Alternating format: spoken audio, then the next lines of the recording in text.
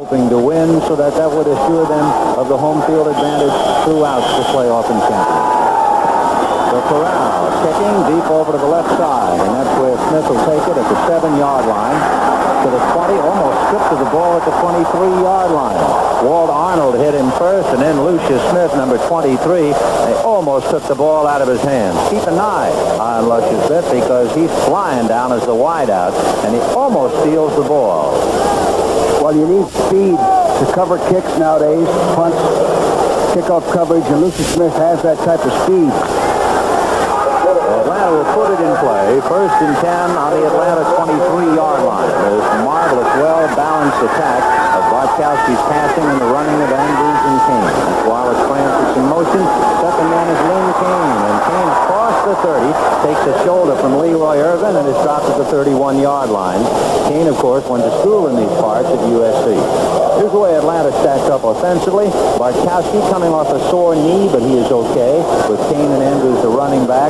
And for the moment, you have Wallace Francis, Alfred Jenkins, and the great young tight end, Junior Miller, who has caught a touchdown pass. So the ball on the 31-yard line, where it is 2nd and 2 for the Falcons. The motion again is Wallace Francis. And Bartkowski will give it to Andrews, who fouls across the 35 to the 37 and picks up his first down. One of the stories inside here, of course, is Ben Ferragamo versus Steve Bartkowski. A few years ago, they were both at Cal, both on the team. Bartkowski was the starting quarterback. Ferragamo didn't want to hang around, so he went to Nebraska. And here they are now meeting head-to-head in another important game in 1980. So Atlanta started on its 23. They've moved it out to the 36. And Bartkowski's first pass of the day in and out of the hands of the intended receiver, Wallace Francis.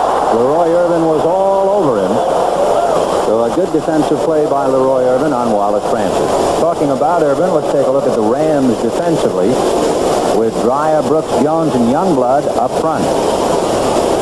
Then you have the linebackers, Jim Youngblood playing with a sore elbow, but he's back along with Reynolds and Andrews. At the corners, Irvin and Perry with Johnny Johnson and Nolan Cromwell at safety. The Rams, the best NFL third down defense. On the sidelines, Preston Denard, pushing the Achilles. Quick handoff to King, slowed up by Larry Brooks and dropped by Nolan Cromwell just shy of the 40. They'll mark it at the 39-yard line. But it was Larry Brooks who got through to slow it down. Well, Ben, so far the Falcons are doing about what I thought. They're running the football first, passing second. The one pass he threw was on 1st and 10. That's the time you want to throw. The last run was against the nickel defense, 2nd and 10. To date, they're playing sound football strategy-wise. So the Falcons have a 3rd and 7 on their own 39-yard line. Alfred Jackson goes wide left. Jenkins and Francis in a slot right. A little screen to Lynn Kane with a flag on the play. Kane is into Ram territory. Another flag on the play. And he is dropped finally at the Ram 41-yard line. Let's check the officials. Chuck Heberling is the referee with Gordon Wells the umpire. Ray Dotis, Dale Oram, Al Jury, Dave Carey, and Charlie Musser the field judge. Then I think Jack Youngblood was offside. On the snap, he was across. Well, if that holds up, the Falcons, of course, will keep the play because they have the ball down on the 41-yard line. And there's a preliminary indication, offsides but a cliff against Atlanta. So that fine play to Lynn Kane is nullified.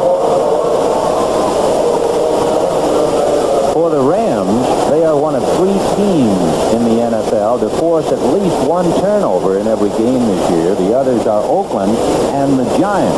And, of course, they're going against Lehman Bennett and an extremely alert Atlanta Falcons. Yeah, so that's a good point. The Falcons, the last time we did their game, had the fewest turnovers in the NFC. They don't beat themselves. So that turns out to be a critical call. Here's the announcement now from Chuck Heberling. Offside, defense, number 80, personal foul, slip, number 31. It's a 5 and a 15. We will enforce the 15. So Chuck does it for you. Jack Youngblood was offside, and here is Andrews running up the block for the clip. He hit him real high, right across the shoulders, and that's a clip under the present rules. You can't block a below, you can't block the defender anyway from the rim. So it's 3rd and 22 back on the 24 instead of 1st and 10 on the Ram 41. That's a monstrous penalty. A quick hitter stopped up as Andrews can't even get back to the line of scrimmage at the 24-yard line. Fred Dreyer hit him from one side, Larry Brooks another, and there was no place for Andrews to go but down. So Johnny James will come in, standing on his own 10-yard line. James will be punting to Leroy Irvin, standing on the Ram 35. John averaging 39, his longest 59, and he kicked 25 inside the 20. John ran once this year. He went 13 yards against New Orleans, running at a kick formation. This time he arrows one deep, and it makes Irvin retreat to the 27-yard line. And Ray Strong, who was always a man on the spot, he is a marvelous player. Ray Strong, He did, 25. Ben. Exactly. He was blocked. He took the blocker on, used his hands, and made the tackle. Excellent coverage. 4.0 hang time. So the Ram defensive unit takes a breather. Reggie Dawes, Jack Youngblood, Jim Youngblood, and Jack Reynolds. And now we'll see about the Ram offense. 1st and 10 on the Ram 32. Victor hits the tight end, shakes loose, and goes to the right, and the Rams have a slot left. Here's Gerald Thomas, who had the big night against Dallas. And he's going to be stepped out of bounds at the 44-yard line. So Gerald Thomas, on the first time he carries, picks up 12. And with that, let's go to Brent Musburger in the NFL Today.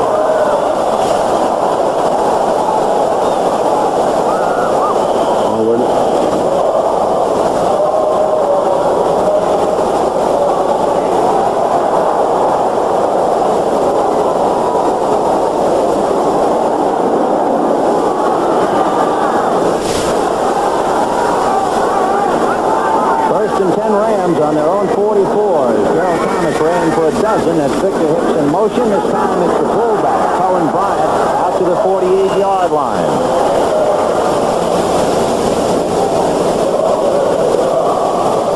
Well, they line up in a formation that's a good running formation. You got two big, strong backs here. Colin Bryant carrying the ball straight ahead. And this is what the Rams are trying to do, also establish the running game. Atlanta has the #1 rushing defense in the NFC. The Rams, in 2 plays, have broken that down pretty good. Illegal motion, offense, number 80. First down. So Billy Waddy, the wide receiver, guilty of illegal motion. The Ram defensive squad. It's very hot here. I think it was 75 degrees at kickoff, so the defensive team could use a breather for both sides. The Rams penalized back to their own 39. It's 1st and 15 for Ferragamo. Here's Waddy going right and Denard left. And now Waddy in motion to the left. However, they'll stay with Colin Bryant trying to get inside a block by Gerald Thomas, but he can't get back to the 40-yard line as the Falcons swarm all over him. Among others, Wilson Palmina and Don Smith. Bob Lee, along with Pat Hayden, watching from the sideline. And there you can see Dreyer and Doss, 2 of the defensive ends for the Rams. Boy, the Falcons, as usual, swarming on defense. They're really something. Well, they played that formation exactly right. They figured run from that formation and played it tough, got across the line of scrimmage, and didn't give the ball carrier a chance. 2nd and 14 on the Ram 40-yard line. No score. We have 11 minutes left in the first quarter. And Ferragamo is going to send it up. Down to the right side, in and out of the hands of the intended receiver, and that was Gerald Thomas. And almost caught a diving attempt by Johnny on the spot, Al Richardson. Richardson has really got a nose for a football, George. Yes, he has. I believe he has around 7 interceptions. And the thing that interests me then is that the Falcons just rushed with 3 men and still put pretty good pressure on the quarterback. They run a lot of stunts. Maybe we'll see them today. They don't just take off and run through the blockers. They run stunts. For 8 straight games, to talk about Richardson, he has made a turnover, 5 interceptions, and 3 fumble recoveries. 3rd and 14 on the Ram 40. Ferragamo taking his drop to the 31. A lot of time. And he goes to Austin Denard, who caught the ball while Kenny Johnson was drilling him at the 31-yard line. Well, again, we talked about on the previous down, the Falcons rushing with 3 men. Here it is, a three-man rush. They're running stunts, but they're not getting in there. They're giving Ferragamo all day to throw, and when that happens, with the Rams personnel, you're going to complete them. You know, it also brings up a point. Atlanta made 6 sacks against the Rams when these teams met in October. That's the highest total against Los Angeles in 4 years. Ferragamo pitching to Gerald Thomas, who drops it and wisely falls on it back on the 46-yard line. And with that, let's go to Brent Musburger in the NFL Today.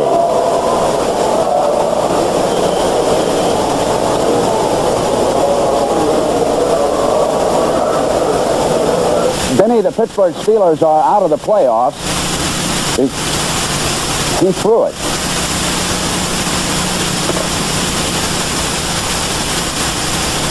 Well, back here in Anaheim with 9:52 left in the first quarter. It's 2nd and 13. The ball on the Atlanta 36-yard line and no score. Billy Waddy picked up by Al Richardson on the wide right, and they go to Colin Bryant, who just did get away from Don Smith, and the Falcons swarm in at about the 33-yard line. One of the big stories for Atlanta this year, the brilliant young linebacking corps. It is. A 34 defense, 4 linebackers. Nobody has over 2 years' experience except for Kuykendall, and he was injured quite a bit of the time. And the other thing is, no team has been able to run the ball effectively against this defense. The Atlanta Falcons, as you look at Kuykendall, with 26 interceptions, and Joel Williams, number 58, has 16 sacks. So it's a 3rd and 9 for Ferragamo and company on the 32 of Atlanta. And this time they'll go to Bryan trying to cut across the left side, and no scope. The Falcons drill him at the 30-yard line, and down he goes. And once more you see linebackers, Joel Williams and Fulton Kuykendall. Oh, then they're very active. They're very physical. Buddy Curry calls the defensive signals. They've all had good coaching. It's a pleasure to watch these 4 linebackers operate. Frank Corral will be asked to kick the field goal. He is 14 for 25 this year. His longest 47. Let's watch the snap and then the hold. The hold by Nolan Cromwell at the 37-yard line. So this will be a 47-yard field goal attempt by Frank Corral. The snap is good. The kick is high. All eyes riveted in the end zone. It is no good to the right. So Corral is 14 for 26. The Rams started on their own 32, and they ran out of gas. And Atlanta stiffens, holds on, and now the Falcons will put the ball in play. So with 8 minutes and 13 seconds left in the first quarter, no score. The Atlanta Falcons, the champs of the West and the Rams. The loneliness of the long-distance field goal kicker has somewhat frustrated Frank Corral, squinting in his California sunlight, and the Falcons have it 1st and 10 on the Georgia 30-yard line. King and Andrews behind Bartkowski. And it'll be William Andrews. Got away from Fred Dreyer. Gets back to the line of scrimmage. And that's about all. Dreyer had a chance to drop him for 5. Well, we've had trouble going to New York, but it's very difficult going to New York during the holiday season. We'll try it again. Let's go to Brent Musburger in the NFL Today.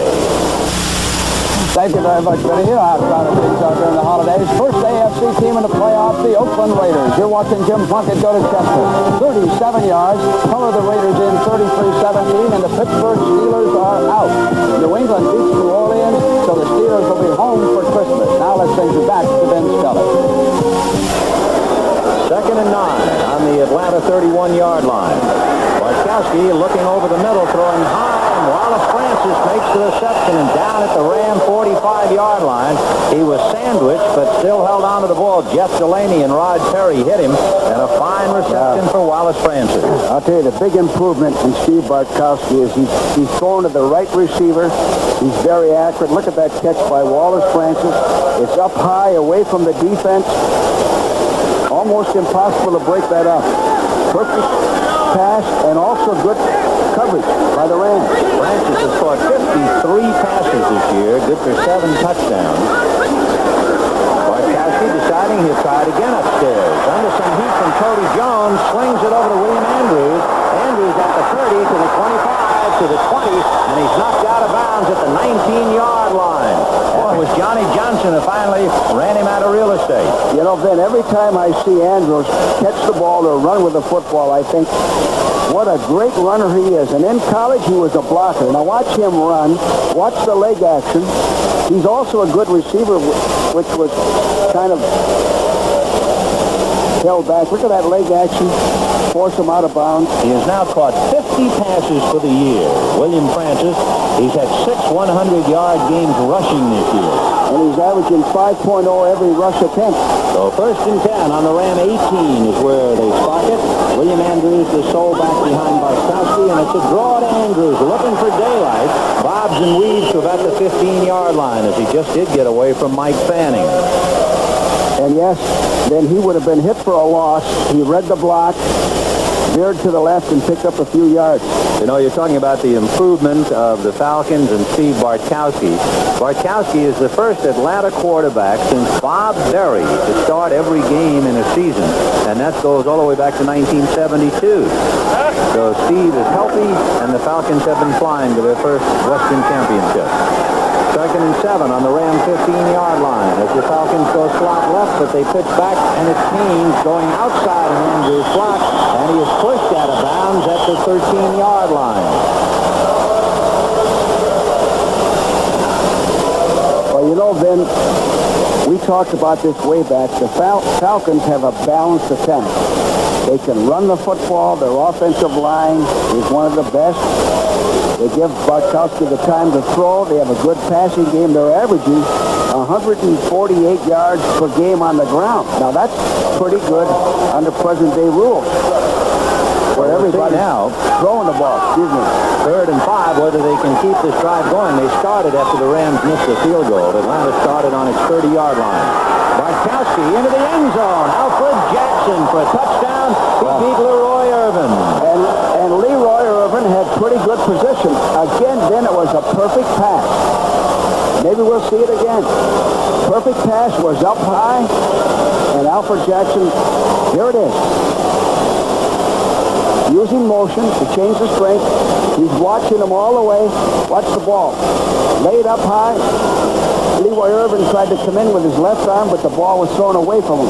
Well, Alfred Jackson caught the bomb that beat the Rams in October. Now he catches one for 13 yards and a touchdown to put the Falcons out in front 6-0. Tim Mazzetti is 44 for 47 in points and one. So the Atlanta Falcons, with 5:54 left in the first quarter on this pass, lead 7-0. Just perfect execution. The Rams are dogging. The ball was thrown high and away from the defender.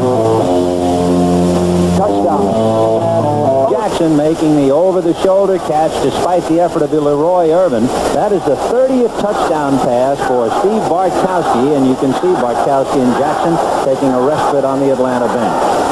Meanwhile, Tim Mazzetti is ready to kick off with the Falcons leading 7-0, 5:54 left in the first quarter. And the kick is deep, so Drew Hill will take it on the Ram 2 to the 15, to the 30, lunging to the 30-yard line, and finally getting to the 31.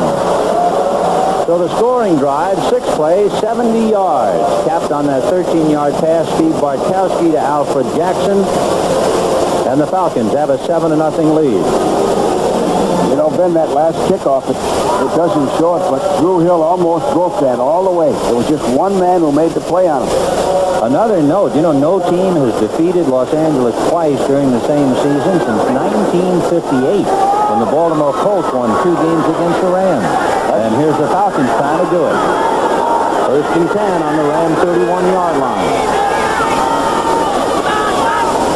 Motion was Denard, but they'll stay on the ground to Cullen Bryant, and he is dropped at the 34-yard line. Kuykendall is on top of him. Well, you know, Ben, I've always maintained that it's difficult to defeat an opponent twice in the NFL. Even if you're superior to that ball club, there's something about playing them twice. The second game usually ends up in a split. You know, Atlanta has never won, as you look at Alfred Jackson, Atlanta has never won a football game here in Los Angeles. That's right. They're 0 for 11 with a couple of ties. Their record on the road this year is a brilliant 6-1. They lost the season opener in Minnesota and they won 6 straight. So Ferragamo sets up, goes to the left side to Denard, and Denard is going to be knocked out of bounds at the 41-yard line. Kenny Johnson was the man to push him out. And Ferragamo in his personal duel with Bartkowski trying to get the Rams on track. Well, Ben, that's something I think we'll see today, that Ferragamo is not going to have too much success running the ball against this Falcon defense. He's going to have to throw. It'll be interesting to see how the Falcons adjust to stop the passing game. I think they're going to work on number 37, Kenny Johnson, which they did last time. And after a measurement, they made the first down. So it's 1st and 10 on the Rams' 41-yard line. Out of the eye of Gerald Thomas. Big hole. Thomas to the 49-yard line. Palmina got him from behind, and then Richardson got him up around the shoulders. Well, you know, Gerald Thomas doesn't look like he's a good runner, but he's a powerful runner, and he's got quickness. He's the type of guy, if you just looked at him, you might say, hey, this guy isn't quite good enough to be on this football team. But he's got power, he's got big legs and hips, and he drags you, and he can make moves for a big man. As you can see, Dallas leading Philadelphia 7-0. A very important ball game, certainly for the Rams, who are trying to host the Wildcat game.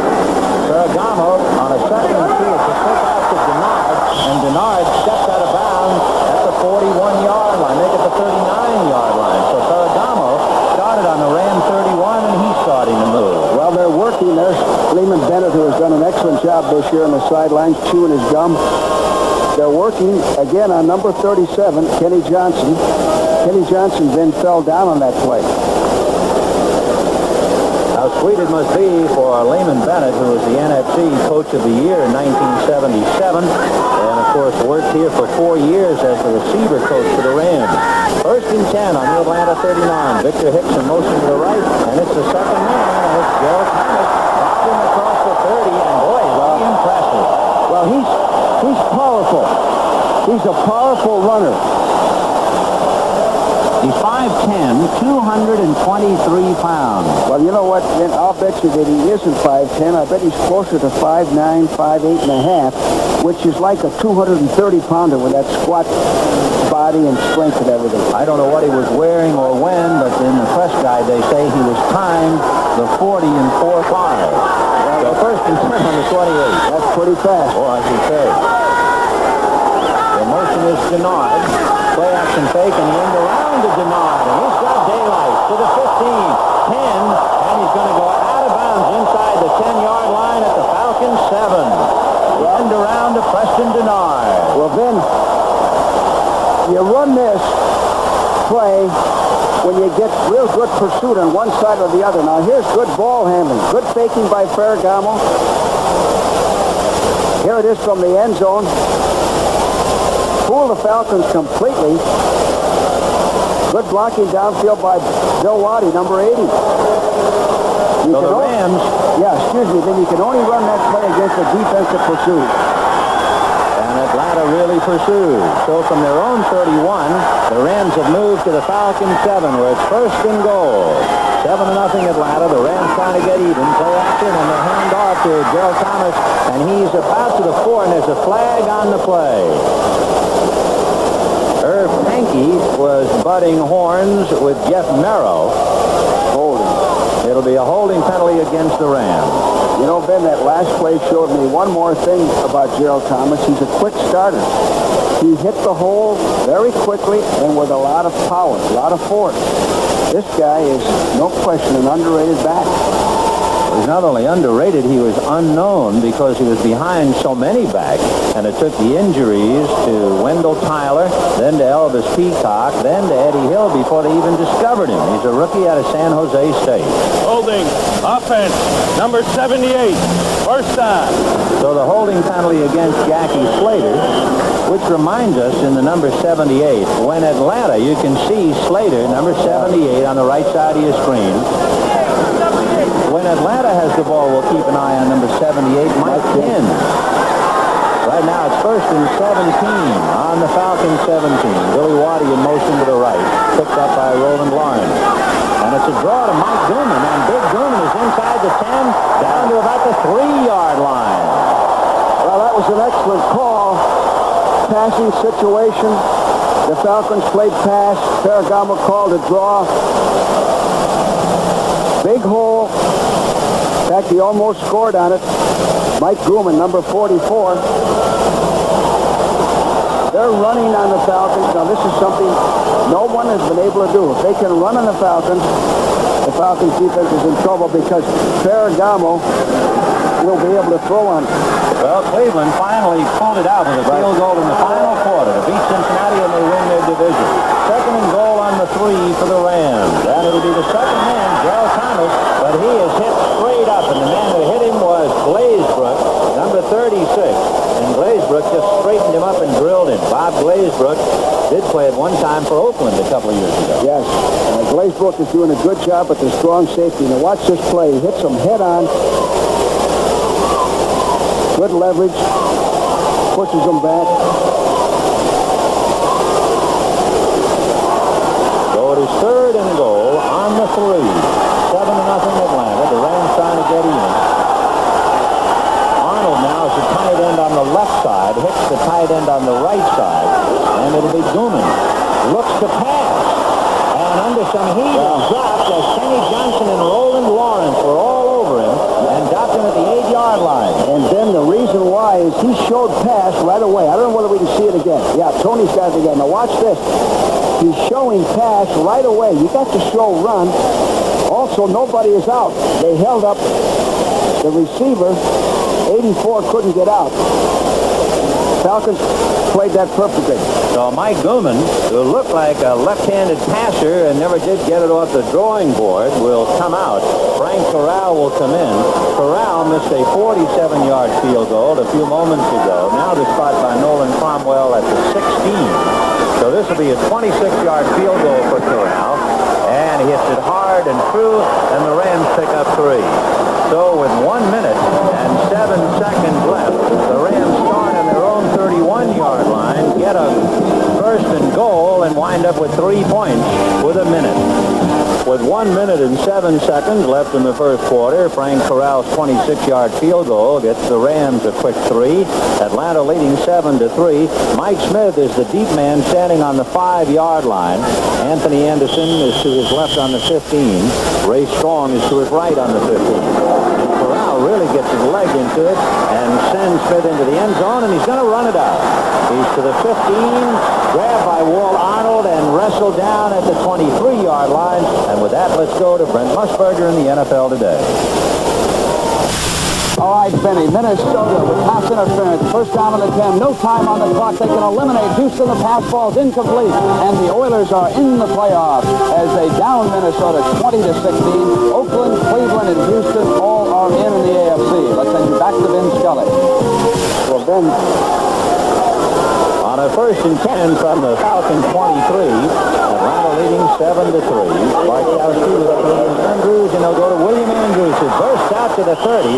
What a head-on collision with Nolan Cromwell, and he knocked Cromwell down on the seat of his pants. A good block up front by Warren Bryant.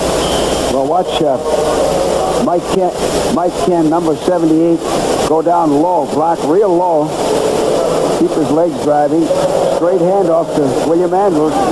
He has that body lean. He's always going forward. So the ball at the Atlanta 31-yard line, 2nd and 3 for the Falcons. This time Lynn Kane. And Kane out to about the 33. Jack Youngblood missed him, and so did Cody Jones. Well, again, then they're going straight ahead and blocking. Going back to the run pass, the Rams tried to score on. The Falcons held up number 84, Walt Arnold, wouldn't let him out. And that's one of the reasons Gooman showed pass and did not throw it, which was smart on his part. Could have been picked off. Easily. Well, the quarter has run out here in Anaheim. The Atlanta Falcons leading the Los Angeles Rams 7-3.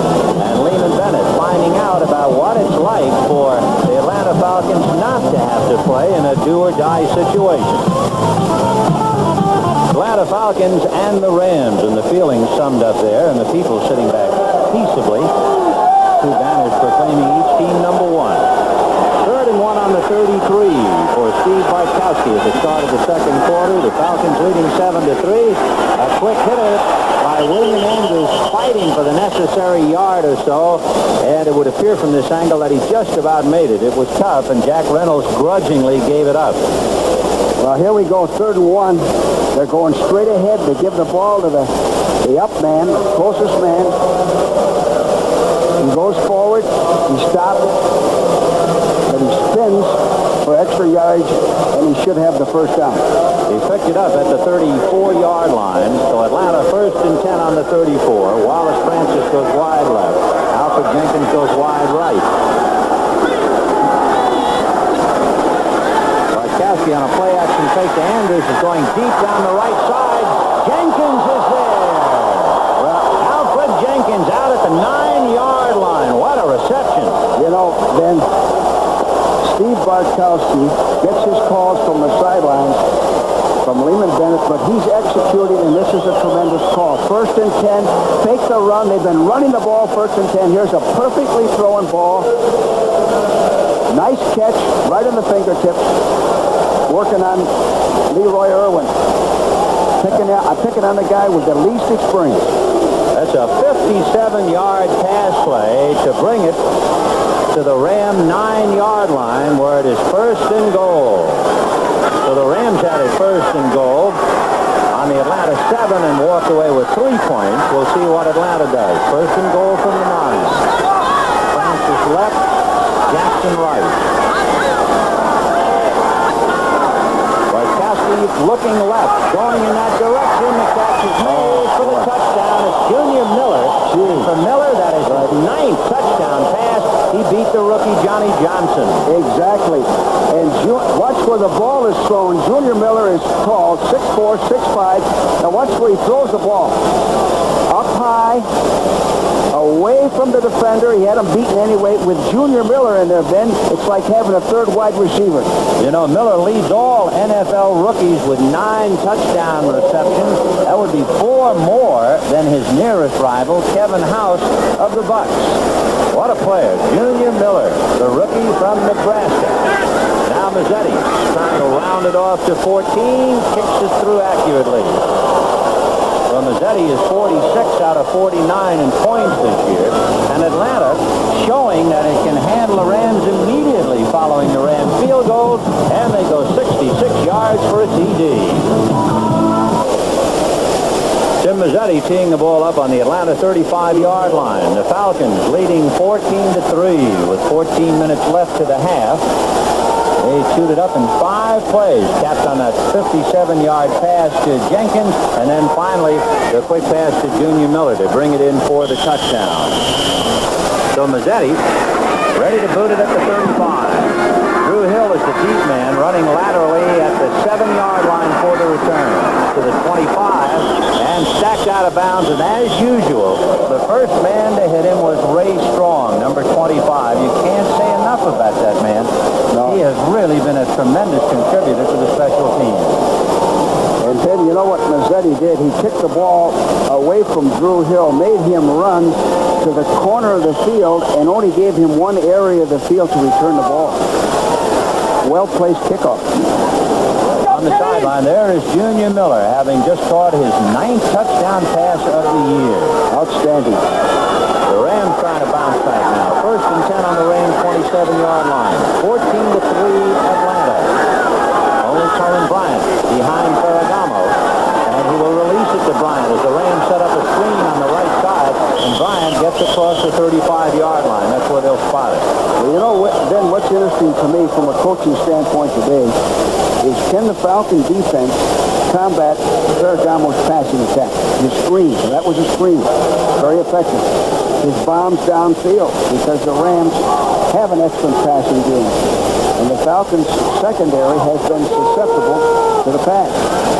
Quite a battle between Barkowski, who has now thrown 31 touchdown passes. Ferragamo has 29. 2 on the 35. With Denard in motion, picked up by Kenny Johnson. It's Gerald Thomas, who is upended nicely by Al Richardson. He knocked him off balance, and the rest of the Falcons were able to bury him. We can duck in a couple of scores for the moment now. Denver got out of the blocks with 10 points in the first quarter, and they're leading Seattle 10-0 in the second. Buffalo and San Francisco 6-6, and of course that's a very big game for Buffalo, trying to bounce back, especially having lost Joe Ferguson last week. On the sidelines, Fulton Kuykendall having a moment's rest on the sidelines, middle linebacker. It's 3rd and 4 on the 33. They lost 2 on that play to the Rams. Richardson is going to belt him just as Ferragamo was getting the pass off. And the first question here, are the ribs okay? The ribs that were smashed and bruised in Buffalo. Let's see how he looks coming off the field. He seems to be all right. Richardson came in from the blind side. He jogged. Nobody picked him up. And just as Ferragamo starts to throw, he levels him. Watch this. To the left of the screen. His arm was coming forward. So he hit him with the shoulder and not the helmet. That was the difference. On the sideline, there is Al Richardson. As we mentioned, he's had an interception or a fumble recovery in 8 straight games. Just another brilliant young linebacker, a rookie out of Georgia Tech. Frank Corral, who doubles as the punter and the kicker. Low snap. He still has time, however. Kenny Johnson is going to watch Glazebrook there catch the ball at the 32-yard line. And that's where Atlanta will put it in play. And then Glazebrook showed good judgment there. It was a short, high kick in a crowd. You signal for a fair catch. You don't take a chance and try to return it. Good football by the Falcons. Pacing up and down, not too nervously, although it is a very important ball game. Atlanta, with a win today, would then have the home field advantage during the playoffs. Atlanta leads 14-3, and the Falcons have it 1st and 10 on the Atlanta 32-yard line. Barkowski to William Andrews, trying to find daylight. George Andrews wraps him up at the 35-yard line. So one Andrews introduced to the other. Well, the Falcons again are working on that running game. They tried to double team Reggie Doss, number 71. Here's Mike Ken, 78. Man-for-man blocking. How he's trying to wheel around and get position. Good defense by the Rams. By the way, then, if I were Mike Ken, I wouldn't have wanted all that publicity and no penalties on it.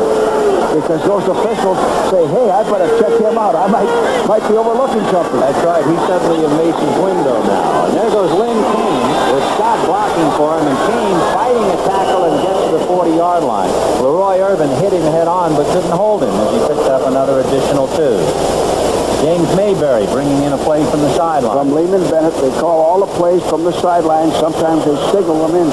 You know, Kane and Andrews are not spectacular. I think that's the reason they're such a deceiving offensive pair. They're not big play guys, but they get the job done. However, William Andrews has made 9 runs of 20 yards or more this year, tying in with Earl Campbell for the NFL lead.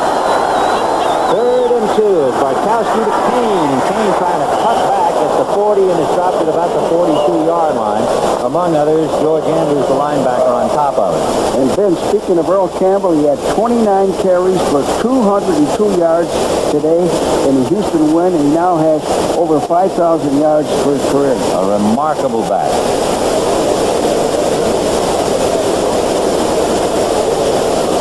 Checking for the first down, and they find that they have picked it up. So the Falcons started on their own 24 the last time they had the ball, went 76 yards in 5 plays. The big play, a 57-yard pass to Jenkins. On the sideline, John James, brilliant punter for Atlanta, a free agent way back in 1972. Didn't play football until his senior year when he answered his coach's plea at Florida.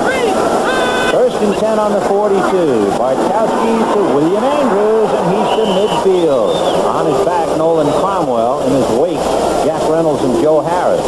Well, you can see why Andrews is averaging 5.0 a carry. He's a quick starter. He has that body lean. He's going forward. He has good leg drive. Speaking of John James, then, I believe he leads the NFC in punts out of bounds. Mike Bragg leads the AFC. He leads it. He has 25 of them. And that's so important under present rules. So 2nd and 2 at midfield for Atlanta, with the Falcons leading 14-3. In motion is Wallace Francis to the left.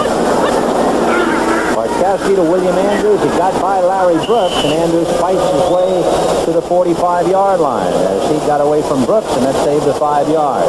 You know, Ben, another thing we're seeing, this is a better Falcon team than the one that played the Rams before. Oh, I should say. A much better team. They now have the confidence. They haven't had too many bumps and bruises. They're playing together. They've beaten some good teams. They beat Buffalo in Buffalo. And that's tough to do. Their last meeting was October 26th, and 2 months later they come here the champions of the West. First and 10 on the Ram 45-yard line.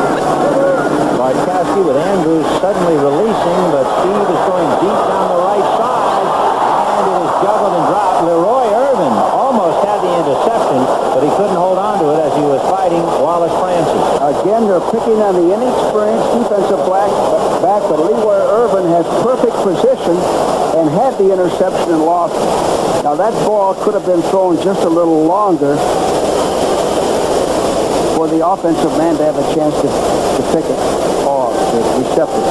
Irwin has great coverage on it. Leroy Irvin is a rookie from Kansas. Would not be in there if Pat Thomas were healthy. But as we mentioned and showed you, Thomas wearing street clothing is on the sidelines out of the game with a bad ankle. Second and 10 on the Ram 45. And the Falcons go slot right. Barkowski with Andrews staying in the block. And it is knocked in the air, juggled, and finally recovered by the Rams. I believe the man who hit it first was Jim Youngblood, number 53. He came in with his hands extended. It's finally recovered by Johnny Johnson. Here it is. Watch Jim Youngblood get his hands up right here now, right there. Got his right hand up, knocked it down. Looks like Johnny Johnson intercepted it. Steve Barkowski with a pass blocked by Youngblood, intercepted by Johnson. That's the 16th interception he's thrown. Atlanta leading 14-3. The Rams now in excellent field position. First and 10 on their own 47-yard line. Thomas and Bryant the running backs. But it's going to be Ferragamo going deep down the right side. No good. Intended for Billy Waddy. Oh, did he have him open, wide open? Let's go to Brent Musburger in the NFL today. Benny, the noose is tightening in Dallas. Danny White just moments ago pulled out and hit Tony Hill with a 36-yard scoring strike. Remember, if the Cowboys can beat Philadelphia by 25, they win the NFC. Let's send you back to Ben Scully. So Dallas leading, and of course, if they can beat Philadelphia by 26 points, it seems impossible, but they're leading 14-0, so a lot of interest in that game. Ferragamo on a deep drop, setting a screen for Colin Bryant, and Bryant across midfield, and after all of that, probably bought about 5 yards. You know what? The Falcons had 10 tacklers around Colin Bryant on that play. 10 defenders around him. Now watch this. The screen takes a little time to develop, but that shows you the attitude, the aggressiveness of this ball club. Watch, there's 10 guys around him. No chance. 10 of the 11 defenders.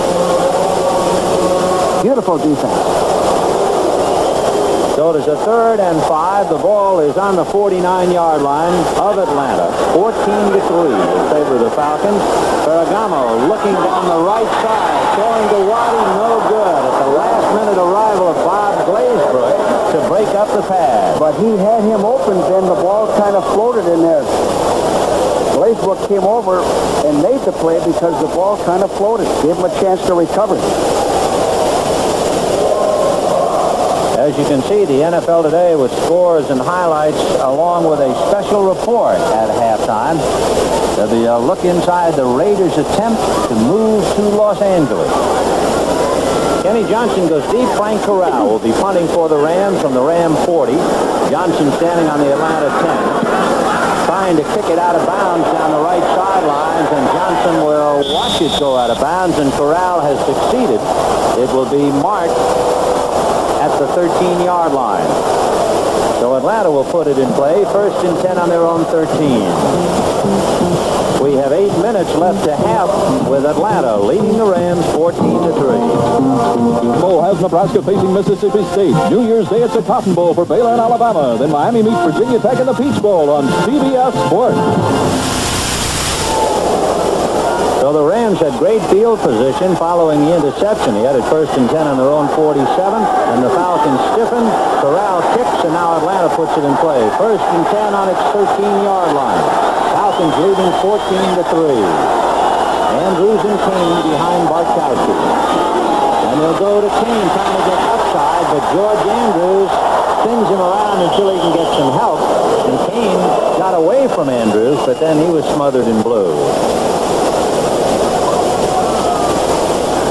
Well, here's a shot of 64, Jack Reynolds, middle linebacker, who's always ready to play, does a good job. He fills the hole, but a good block by 31, Andrews, keeps him out of the play, and he's still coming back in for more.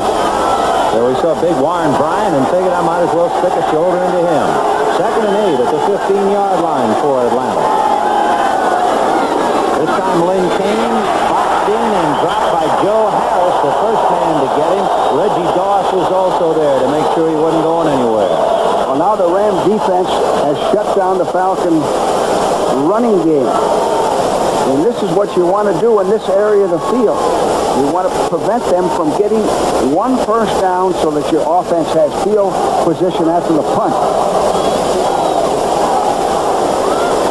Joe Harris, a veteran special teams player, in fact, the captain of the special teams, has been a remarkable performer for the Rams and playing a lot of linebacker now besides his duties at special teams. So it is a 3rd and 12. The ball is on the 11. And Bartkowski trying to get to Lynn Kane, who was wrapped up by Jack Youngblood.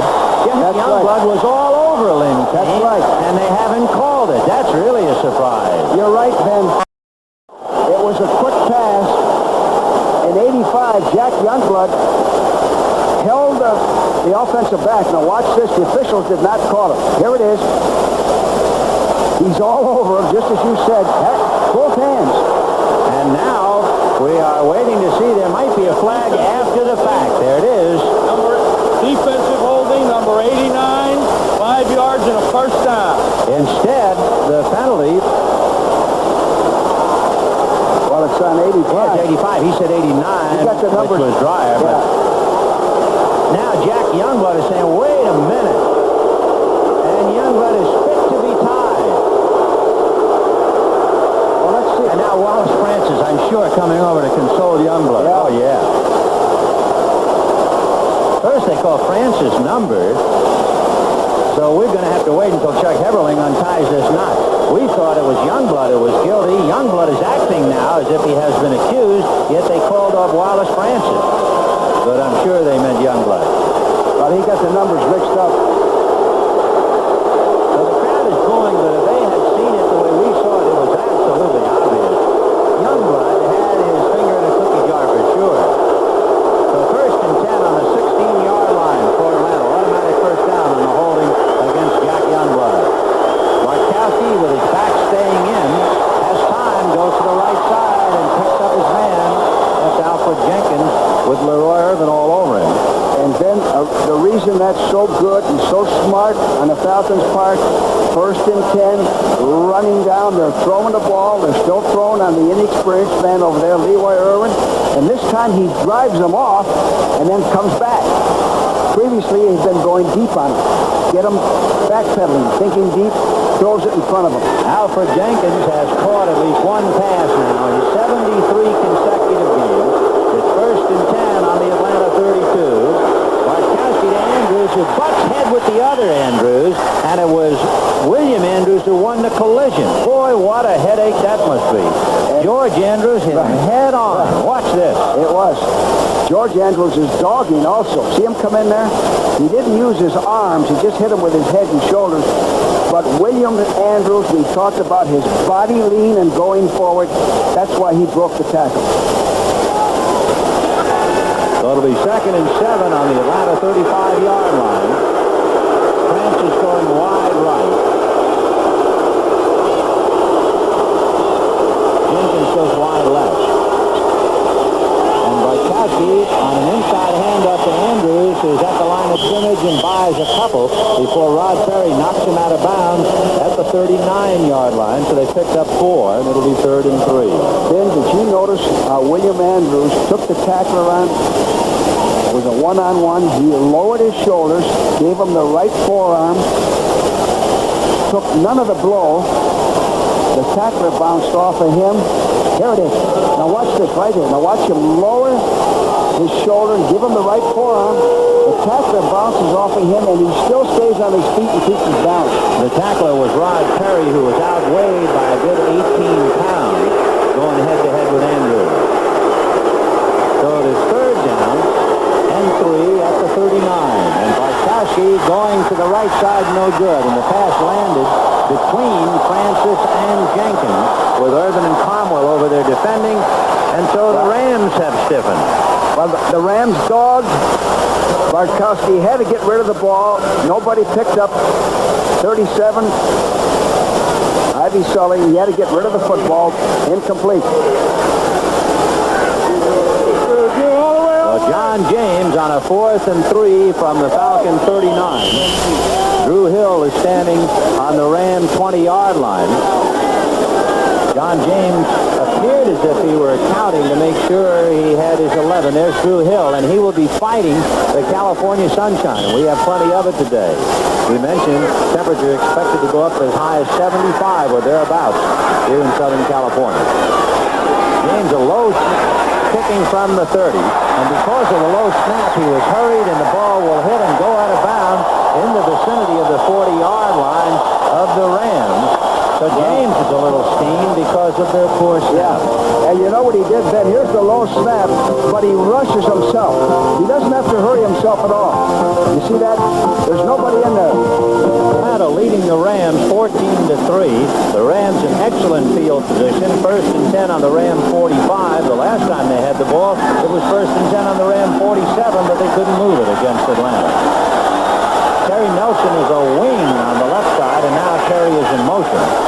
They'll stay on the ground with Gerald Thomas, and Thomas on his feet, hit from behind by Smith, and dropped it about the 48-yard line. Let's go to Brent Musburger in the NFL Today. All right, Benny, thank you very much. This is the field goal by Don Cockcroft that gave the Cleveland Browns a division title. They draw a bye next Sunday. Houston is now a wild card, and if Pittsburgh beats San Diego, Houston would host the wild card game against either New England or Buffalo. Let's send you back to Vin Scully. Well, somehow Cleveland recovered from that bomb by Minnesota to win their division with that field goal. The Rams trying a screen on the right side, but Ferragamo tossing it OB. Ferragamo so far has completed 5 out of 10 for 58 yards. Bartkowski having much the better of it. 6 for 10, 146 yards, and 2 touchdowns. He had 1 interception to Bartkowski, and that was the time the pass was knocked in the air by Jim Youngblood. By the way, this telecast presented by authority of the National Football League, intended for the private use of our audience. Any rebroadcast or other use of this telecast without the express written consent of the Los Angeles Rams and the National Football League is prohibited. 3rd and 6 for the Rams, as they have moved the ball out to their own 49-yard line. Ferragamo from his 40 has a little time and then hits his man only on a fine catch by Mike Gooman, who had to make a diving catch at about the 42-yard line, and that will be enough for the 1st down. And you know what? The Falcons are still rushing with just 3 men and covering with 8. Ferragamo wants to go downfield, but he did the smart thing. He throws underneath, and it looked like he dropped that ball. He did. Yeah, the Falcons appealed that he had dropped it, but he got away with it, apparently losing the ball after the whistle.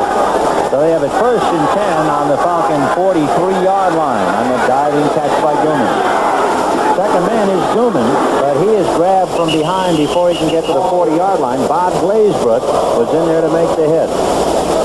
You know, Ben, on that screen, I didn't get a chance to comment on it earlier, that Ferragamo threw out of bounds. He made a good throw because Richardson was right there to pick it off. He came up and played the screen man perfectly, and Ferragamo threw it out of bounds. You could write a book, I think, on the Atlanta linebackers alone as you look over and see Bartkowski taking a step. Meanwhile, that's what Ferragamo wants to do, and he wants to take a bite. It's 2nd and 7 on the Atlanta 40-yard line. There's a draw to Cullen Bryant. back is loose at the 30, and the Falcons swarm over him at about the 28-yard line. Well, I'll tell you one thing. The Rams have run 2 draws today, and they're probably averaging 12 to 15 yards on these 2 draws. Very effective. We used to say that if you can average 10 yards, that was our goal, 10 yards to carry on a draw, it was excellent. The Rams are doing better than that today. So it is 1st and 10 on the Falcon 27-yard line. Remember, the Rams started on their 45. Preston Denard and Drew Hill go wide left. Terry Nelson, the tight end, on the right side. The running back to Gerald Thomas and Cullen Bryant. Play action fake to Bryant. Ferragamo deep down the right side to Gerald Thomas. No good. Roland Lawrence right there to defend him, and Thomas might have hurt himself. Let's watch.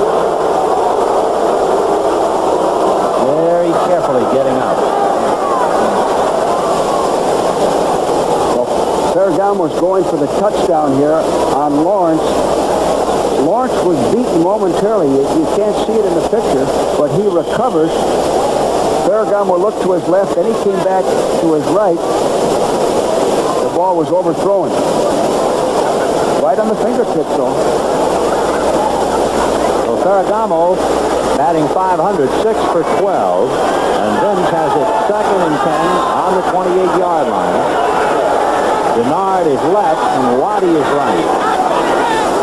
Inside handoff to Cullen Bryant, trying to get outside the block of Drew Hill, and the big back gets to about the 20-yard line, and then is knocked out of bounds. So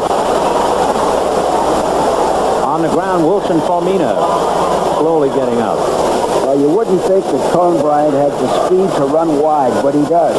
He has the speed to sweep a defense. There was an example right there. And you can see we've gotten inside the 2-minute warning right now here in Anaheim. It is 14-3 in favor of Atlanta, and the Rams trying to drive and go 55. The preceding announcement furnished as a public service by the National Football League.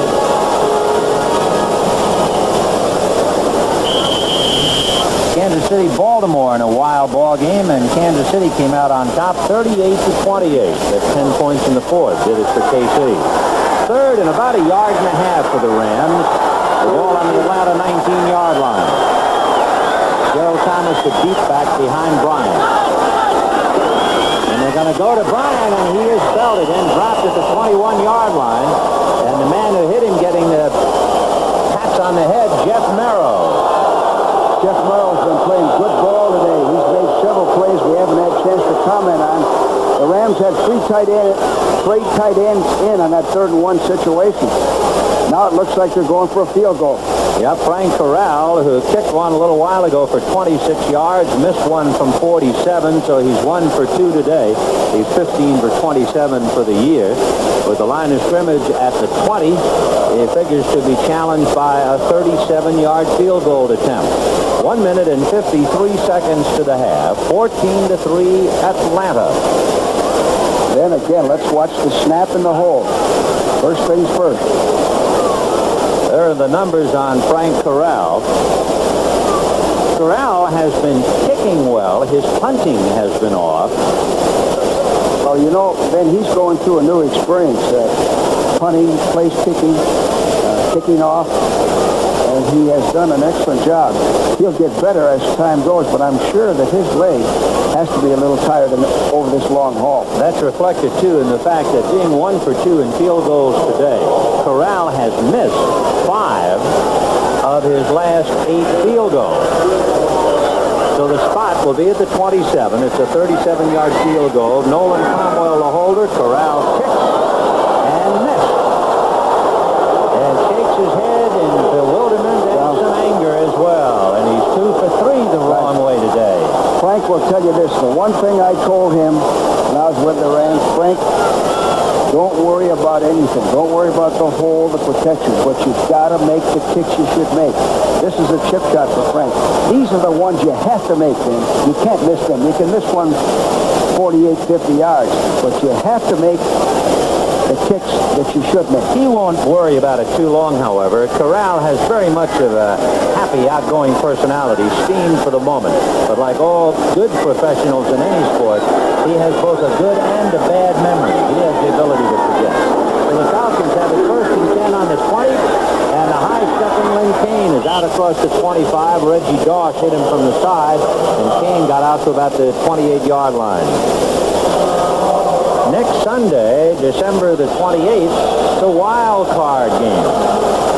And, of course, the Rams are certainly the wild card, but then you go down to Dallas, and it's very much up in the air. Well, the wild card will probably be between the Rams and Dallas. Where, we don't know yet.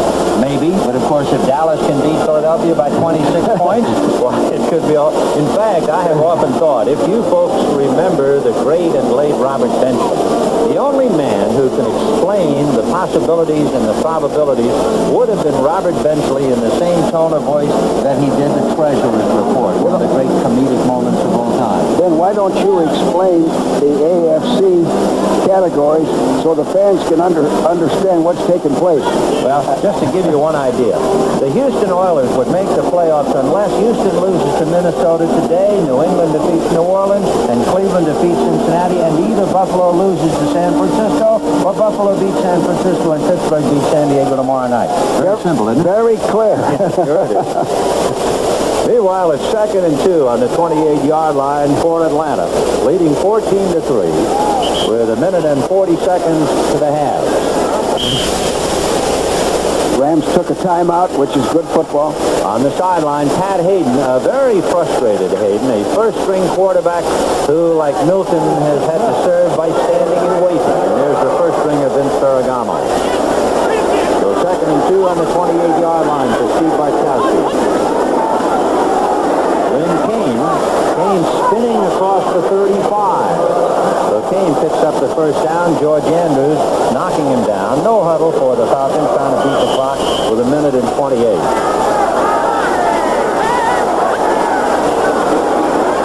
And Bartkowski throwing across to William Andrews. He just did get away from Jim Youngblood, but then in trying to avoid Andrews, he fell down at the 45 and went down at the 47-yard line. And timeout now to stop the clock with 1 minute and 14 to the half. And Atlanta called the timeout, which is good football by Bartkowski. They have a chance to get in field goal range.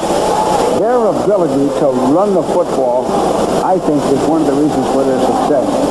Bartkowski has not had to rely on a pass. Some ball clubs in this league, like Minnesota's in the playoff, but Kramer lives by the pass. Minnesota has a very, very average running game. This club can beat you running, or they can beat you passing. The Atlanta Falcons, as you can see, those numbers have outscored the opposition 164 to 39 during that 9-game winning streak, which reminds us that's the longest winning streak for a team since Pittsburgh won 9 straight in 1976, the same year that Oakland won 10 straight. Boy, that's tough to do. The way the National Football League is now, it's tough to win 3 in a row. So Lehman Bennett and his squad having a fine year, and another report out of Dallas, George. My gosh, Dallas is now leading 21-0. 9-yard pass from Danny White to Preston Pearson. And of course, Philadelphia had a lot of trouble doing anything against St. Louis last week. And so Dallas trying to beat them by 26, and they could win the East. Play action fake looked like a draw, but it wasn't, and Bartkowski throwing, and it is intercepted. Rod Perry making the catch, but out of bounds. So Perry caught it, but he was not in bounds. Well, they had double coverage, and Perry dropped off. Made a fine interception here. Going up. Boy, it looked like he was had in. Both feet on. From our replay, I'd say he's inbound. Yep. He had both feet down on that interception. That's a tough break for Perry and for the Rams because it gives the Falcons another shot here. So it is 2nd and 10 on the Falcon 46-yard line. 1 minute and 8 seconds. Francis and Jenkins go on a slot left. Bartkowski to Andrews, and Andrews trying to get inside Mike Penn's block. Got across midfield down to about the 46-yard line. And let's go to Brent Musburger in the NFL Today. Benny, here's the touchdown you just reported. Dallas moving ahead of Philadelphia 21-0. Remember, the magic number is 25. If the Cowboys can beat them by 25 or more, they win the NFC East. That sends you back now to Ben Scully. So on a 3rd and 3, the Falcons trying to at least get to field goal range, and they get inside the 40-yard line for a first down. Joe Harris finally bringing William Andrews down. Interesting for Atlanta, 10 of their 12 victories this year, they've had to come from behind, and Dave Scott limping off now. Scott injured, evidently it's his left ankle, and the big guy out of Kansas, 265-pounder. Well, you know what Bartkowski wanted then? He wanted an injury timeout, didn't want to have to use his own timeout, but the official wouldn't give it to him. So the ball is placed on the Ram 39-yard line where the Falcons have it 1st and 10. They started on the Falcon 28.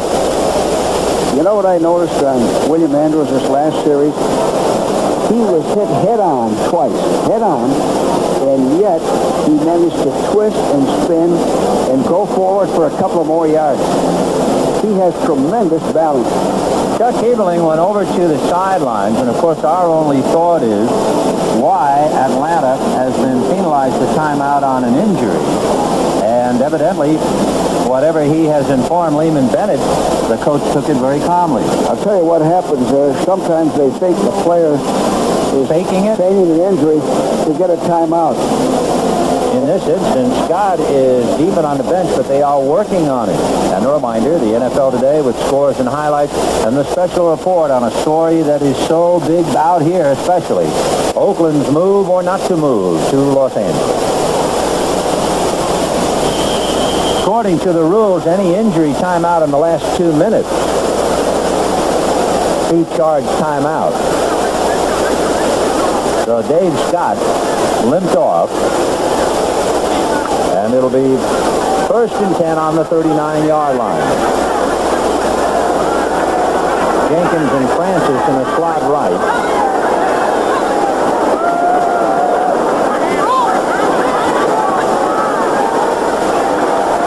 Bartkowski getting great protection. And the pass to Jackson is no good. Johnny Johnson stumbled and fell down. There are those in the ballpark who feel that Jackson had pushed him down. Well, they had double coverage on Jackson, 85. Now watch. He stopped a little bit. The ball was thrown where he should have been, but the double coverage, the inside man, Johnson, he did trip. Yep. Tripped on him. That's what slowed him down. So it'll be 2nd and 10 on the Ram 39. We have 16 seconds left to the half. Atlanta leading 14-3.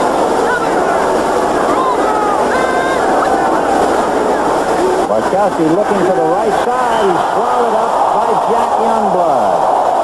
So Jack Youngblood gets the sack. That is his 10th sack of the year. 12 seconds left on the clock. So the Falcons now push back to the Ram 47-yard line, where it is 3rd and 18. Bartkowski going to crank it up and throw it deep towards the end zone to Jenkins, no good. Right there with him was Delaney and Leroy Irvin as the half comes to an end. So at halftime, here at Anaheim Stadium in Anaheim, 75-degree weather, it's the Atlanta Falcons 14, Los Angeles Rams 3. Again, you're watching on CBS. Right to the first half, as usual for Atlanta, featured a pass. This time it was from Steve Bartkowski to Alfred Jackson, who made a fine fingertip catch, 13 yards and the touchdown. The Rams had one field goal in 3 tries to get 3, and then going 76 yards in 5 plays. Atlanta first picked up 57 yards on a pass from Bartkowski to Alfred Jenkins. Jenkins beating Leroy Irvin, and finally safety Nolan Cromwell had to bump him out of bounds. And then from 1st and goal on the 9-yard line, Bartkowski decided to go to his big tight end, Junior Miller. And Miller will make this catch for his 9th touchdown reception of the year. So the first half, all Atlanta. The Falcons leading the Rams 14-3, and we're just about ready to get the second half underway. There are some of the numbers, and you can see yards passing in the personal duel that Bartkowski has a decided edge over Vince Ferragamo. So it is 14-3 Atlanta. The Falcons kicking off to the Rams. Deep will be Drew Hill squinting into that Southern California sun. You have Gooman on his right, Ivory Sully on his left, and the kick is going to hit on the 3, and Drew Hill juggles and finally goes in and out of the end zone on the less than the 1-yard line. So he decided to run it out and stepped out of bounds inside the 1, George. Well, bad way to start the half. You know what it is that we talked about before? Mazzetti kicking the ball in the left corner of the end zone. A hard ball to handle. Drew Hill's very dangerous on kickoff return. Hemmed him in. Excellent kickoff coverage and placement by Mazzetti and the Falcons. So it is 1st and 10. The ball is about on the Ram half-yard line. You start to think safety when you see a team having this trouble early. Just the start of the third quarter. Bernard going wide left, and Drew Hill goes wide right. Thomas and Bryant behind Ferragamo, and it's the big back Bryant still on his feet. Breaking tackles along the way to the 22-yard line. Roland Lawrence finally got him, or he'd go all the way. You know, Ben, he did most of it on his own. Watch it. A pitch to the left to Bryant. He sees the hole is filled, cuts back, gets arm tackling. When you cut back, you get arm tackling across the grain. Keeps driving, spinning, gets him out of the hole. Kenny Johnson and Victor Hicks met behind the line of scrimmage, and the tight end Victor Hicks hurting his left knee in a collision with Kenny Johnson. But Cullen Bryant moves the Rams from their own half-yard line out to the 21. It is 14-3 Atlanta early in the third quarter.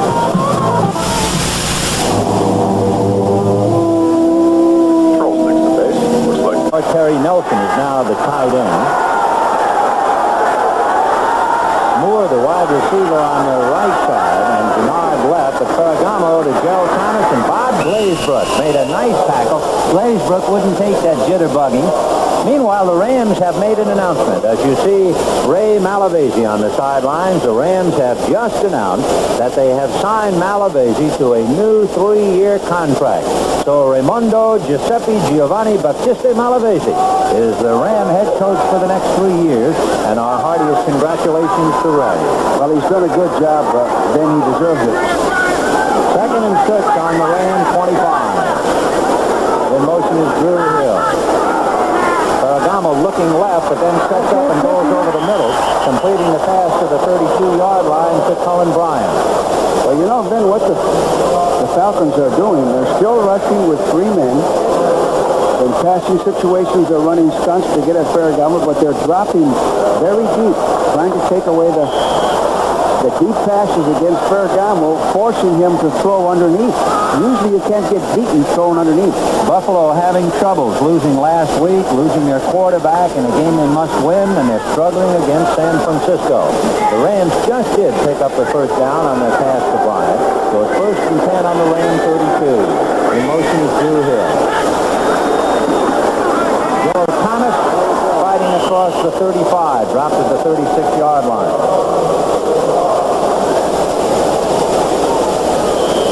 Moments ago, we showed you Pat Hayden standing on the sidelines, having lost his first-string job to Vince Ferragamo.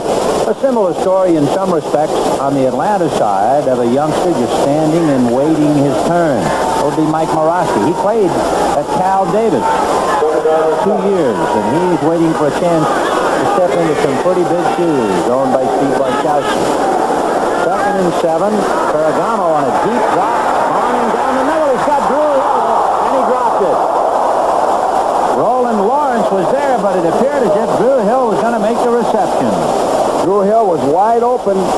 He just ran a streak pattern. Here it is. Play action. Plenty of time to throw. Here we outrunning the defense. right in there. Looks like the ball hit him in that face mask. It did, either in the face mask or the helmet. So there's the defensive lineup. The play action allowed him to get deep. The closest man is Lawrence, 22. The ball never hit his hands. It hit some part of his helmet. He misjudged it. So it is 3rd and 7 on the 35. The Rams missing a touchdown on that bomb to Drew Hill. So Ferragamo going to try it again. Only this time short and to the right to Bryant, who makes the reception and goes out of bounds for a first down at about the 42-yard line. So the big back, Colin Bryant, doing the work. Well, Ben, this last first down shows what I said earlier. The Falcons are dropping deep. They're trying to force Ferragamo to keep everything underneath in front of them, taking away the bomb. Now they got burned on the one where Drew Hill dropped it off a play action. This is the interesting part of this ball game, and the Falcons, as they go through the playoffs, can they stop the deep pass? But 3 times on this drive that it's been Colin Bryant who's picked up the first down. Terry Nelson in motion to the left. Gerald Thomas on his own at the 50-yard line because Colin Bryant tried to throw a block for him and was faked out and wound up throwing his body at air. So Gerald Thomas had to do it on his own. And speaking of blocks, Terry Nelson in there threw a good block. The Rams aren't suffering with Hicks out. Terry Nelson was the regular tight end and does a heck of a job, and they also have Walt Arnold, a 3rd tight end. So it is 2nd and 3 on the Falcon 49-yard line. 14-3 Atlanta. There you see big Terry Nelson, the tight end, on the right side. Drew Hill is wide right. Preston Denard wide left. Ferragamo looking left and going over, and it's caught by Terry Nelson, the tight end, struggling at the 40-yard line and runs forward for another couple of yards for a first down to keep the drive alive. Well, that's good to see Terry Nelson get back in there. It's a crossing pattern. All he does is release inside. There he goes across, goes from one zone to the other, splits the zone, picks up a first down. By the way, for Terry Nelson, that's something he's been dreaming about for quite a while. That's his first reception of 1980. Of course, he was banged up and out of there.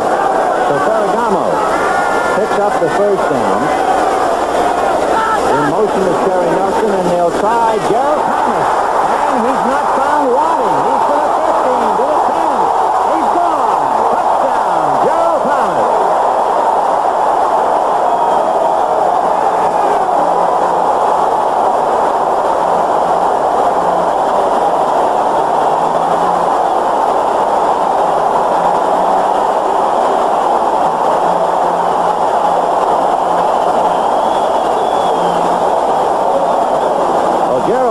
Went 61 yards for his first touchdown against Dallas, and he goes 38 against Atlanta. The play is designed to go to the top side, to the left side of your screen. He cuts to the back side and then just outruns him. This guy has size and speed. He's very deceiving. So now, Frank Corral trying to get the Rams close. It is 14-9. The kick is up, and the kick is good. 10 minutes and 51 seconds left in the 3rd quarter. Here it is. The play is designed to go to the right side offensively. He cuts back, broke a tackle on line of scrimmage. Now he sees by reversing his field, he can outrun the secondary. And there he goes. He's outrunning backs that weigh 180 pounds. Kenny Johnson can't catch it. Gerald Thomas in a footwork 38-yard touchdown.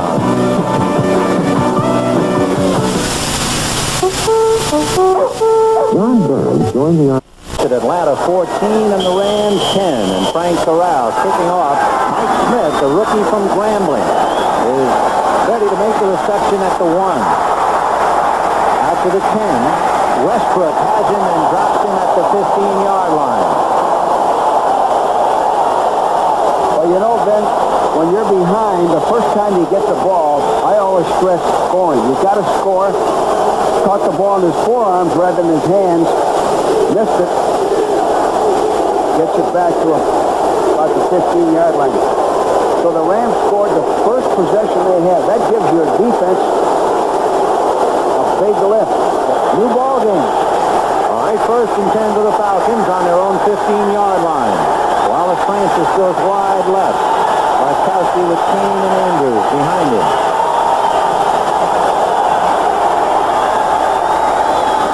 They'll go to Andrews. And he's met head on by Johnny Johnson, who drops him at about the 18-yard line.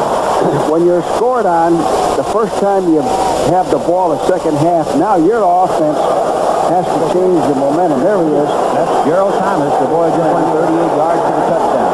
And it looks like they've discovered a tremendous young back. And he doesn't look like a guy who might be a flash in the pan. Now the Falcon offense has to take over. Out on the 19-yard line for Atlanta, where they have a 2nd and 7. And on a draw to Lynn Kane. He can't find the opening, so he goes outside. And Kane takes a lick at about the 24-yard line. He was hit hard by Leroy Irvin and also Jim Youngblood. Well, Kane made about 3 yards on his own. He was hit behind the line. Lynn Kane is a marvelous study of a man who refuses to give up. He had a knee operation in 75, a knee operation in 76, a knee bothered him again last year. He missed 6 games. Back in there for Atlanta with Ferragamo and Hayden, and now the coach Malavasi all together on the sideline. 3rd and 1 on the 25. And Barkowski will go to Kane. He's got the first down and then some. Out to at least the 31-yard line. You know, the last time 31, they gave the ball to Andrews, the front man. This time they gave it to Kane with Andrews leading. Straight ahead, man-for-man blocking. Coming into this game, Andrews has been the big back, 1,230 yards. Kane had 834. So far today, you put Kane and Andrews together, and you have 101 yards. Gerald Thomas has rushed for 81 himself. 1st and 10 on the 32 with Jimmy Miller in motion, play action fake, and a bad pass to Andrews because of some pressure applied by Cody Jones. That's right. Cody Jones. Here comes Cody Jones in. It's a good call. 1st and 10. Now watch 76. Cody Jones coming right in here, making him throw the ball sooner than he wanted to.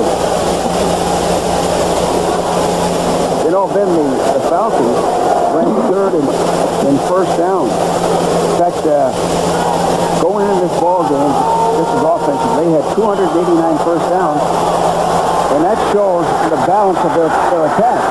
Well, we'll see about their quest for a first down now. 2nd and 10 on the 32-yard line.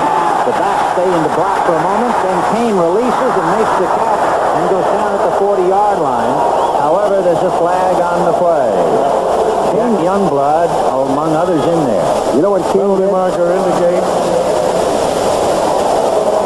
Holding against Atlanta. Kane caught the ball. It was thrown very hard and thrown behind him. He made a heck of a catch out of that play. It's something that's kind of overlooked and taken for granted. Interesting thing, too, about Atlanta, with all of its marvelous numbers, we're ducking a couple after Chuck makes the call.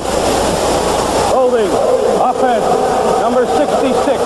And that, of course, will be Warren Bryant. You look at the top right of your screen. Watch Warren Bryant, number 66. There he is. And he's got a pretty good grip on Jack Youngblood, trying to keep him out. So the holding call. That makes it 2nd and 20 from the 22.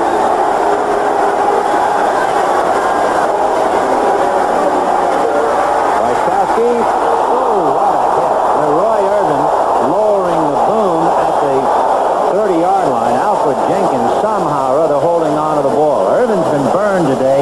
He just repaid the receivers. Well, they're dogging, and that's why he had to get rid of the ball quickly. And Irwin has good position.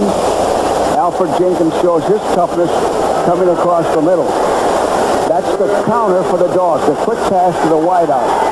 Interesting, the third down conversions for Atlanta, 5 out of 8, because they're up against the best third down conversion defense in the NFL. With a blitz on, the pass is deflected and caught by Alfred Jenkins. The pass was intended for Wallace Francis, went off his fingertips, and Jenkins made a great reception at the 40, but that's not enough for the first down, so Johnny James is going to come in and punt. Well, Here it is. Delaney deflects it. Now it's deflected again. Off Francis. And Jenkins gets the reception, but he's short of a first down. 4th and 1. 4th and a long one. So Johnny James, who's been averaging 39, will be kicking to Leroy Irvin, who'll be squinting in the sun back on the Rams' 20-yard line. Irvin having to backtrack and makes the catch at the 12 to the 20. And down he goes at the 25-yard line. Flags on the play. Pennywell and Dakin, along with Ray Strong, making the tackle. Well, Ben, there's more penalties on the kicking game. Nearly every punt, whether there's someone downfield before he kicks the ball or a clipping. This is going to be a personal foul and a clip. And it will be against the Rams. James had a 4.6 hang time, which was excellent. It allows his people to get down there and cover the kick. Well, the last time the Rams had the ball, as you see Leroy Irvin taking a breather. Foul, slipping on the run back, number 57, first down. The Rams started on their own half-yard line. The last time they got the ball, went 99.5 yards for a touchdown, capped by Gerald Thomas. Now they'll put it in play on their own 6. Atlanta, we have 7 minutes and 2 seconds left in the third quarter, and the Rams will put it in play. 1st and 10 from the 6. You remember last time on the first play from the half-yard line, Colin Bryant ran it out to the 21. That's Drew Hill in motion to the right. And they're going to go to Colin Bryant inside Gerald Thomas block, but this time he stumbles at about the 8-yard line with Dennis Harris trying to pull and block for him. Well, the Rams have the ability, and they've had it all season, to work the ball out of poor field position. That's what you need. You can't throw. You have to be able to run it as well as pass it.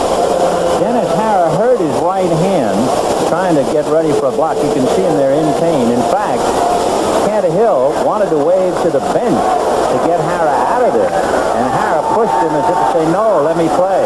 You talk about having to play this game in pain. Well, Dennis Hara hurt his right hand. However, Saul is still a center. Play action fake to Gerald Thomas. Ferragamo to the left side. And a great reception is made by Drew Hill with Roland Lawrence all over him at the 21-yard line. First down. Well, that was a nice catch. A well-thrown ball. Play action again. That's the thing to do. Take the pressure off your offensive line. Look, all day to throw the ball. And he guns it right in. Pretty good coverage by Lawrence also. So it is 1st and 10 on the Ram 23. Ferragamo is 10 for 17 for 105 yards.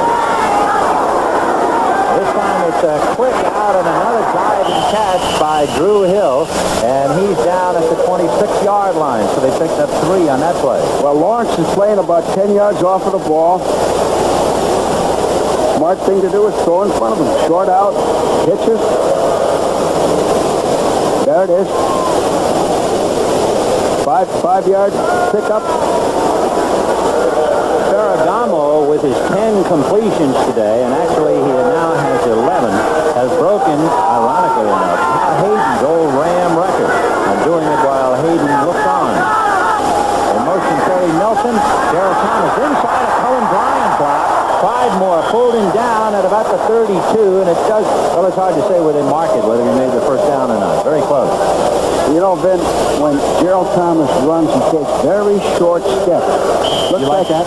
Yes, because that means that you're always on balance. If you're hit, you're still going to have your balance, and it looks like he's running up on his toes, on the balls of his feet, so you're going forward.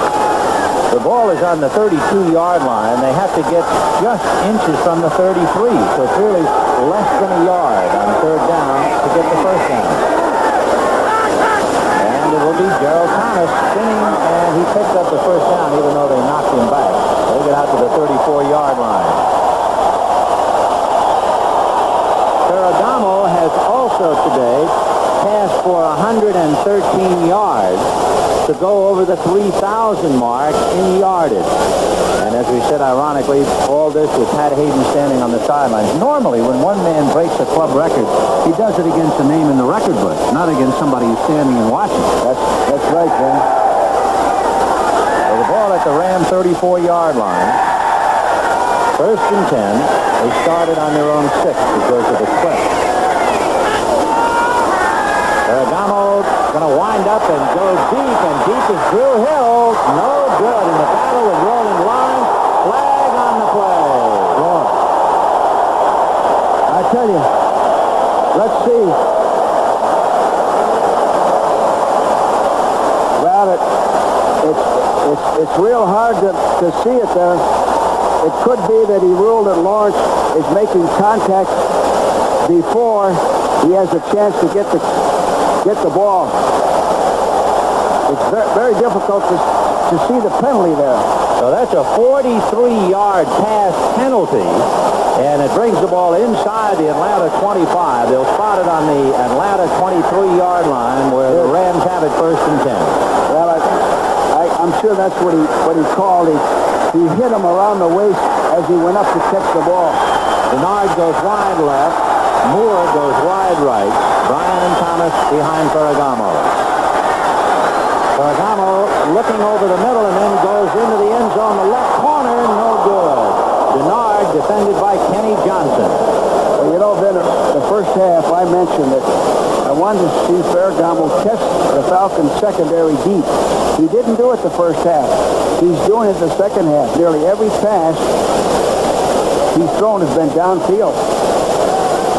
And I think that's where the Falcons are going to be tested, not just this game, but on through the playoffs. We have 2 reports from the sidelines involving Rams. Mike Fanning has a back strain. He has gone to the hospital, and Fanning led the Rams with sacks. Willie Miller has gone because of a bad case of the flu.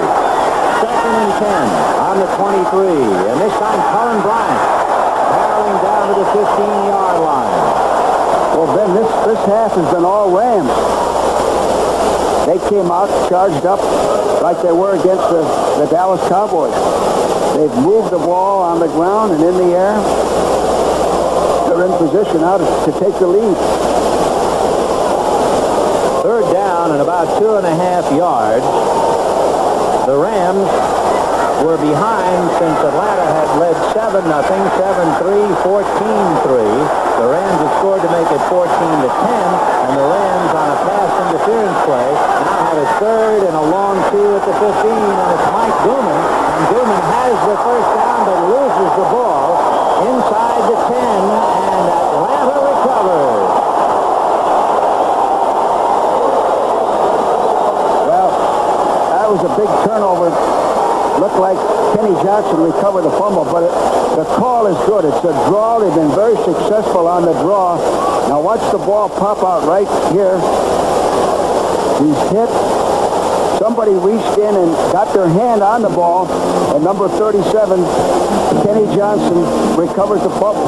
Big turnover for the Falcons. And Mike Gooman hurt on the play.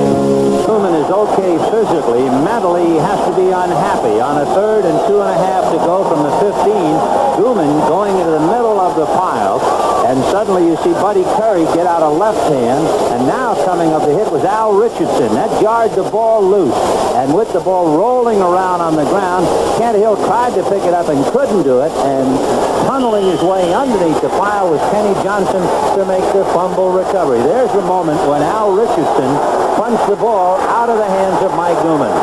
So it is first and 10 on the Atlanta 9-yard line. In motion is Junior Miller, the tight end.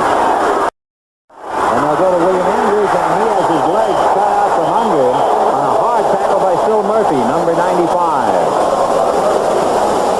On the sideline, there is Mike Fanning. We told you he has a severe back strain and will be going to the hospital after the game. Fanning had 10 sacks to spearhead the pressure on quarterbacks throughout the year.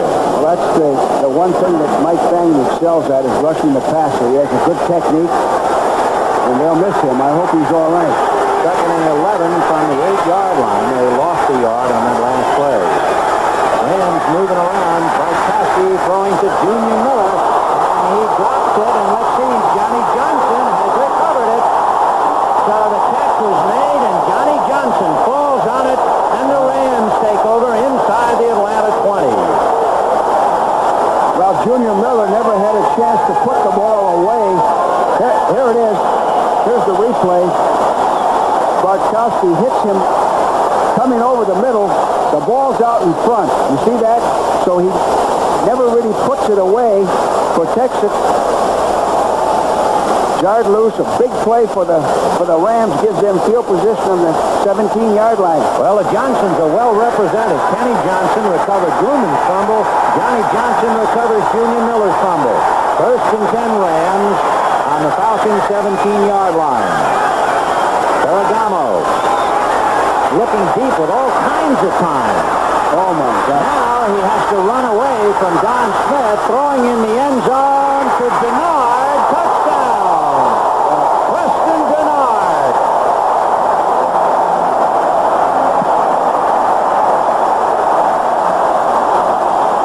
For Denard, his 6th touchdown reception of the year.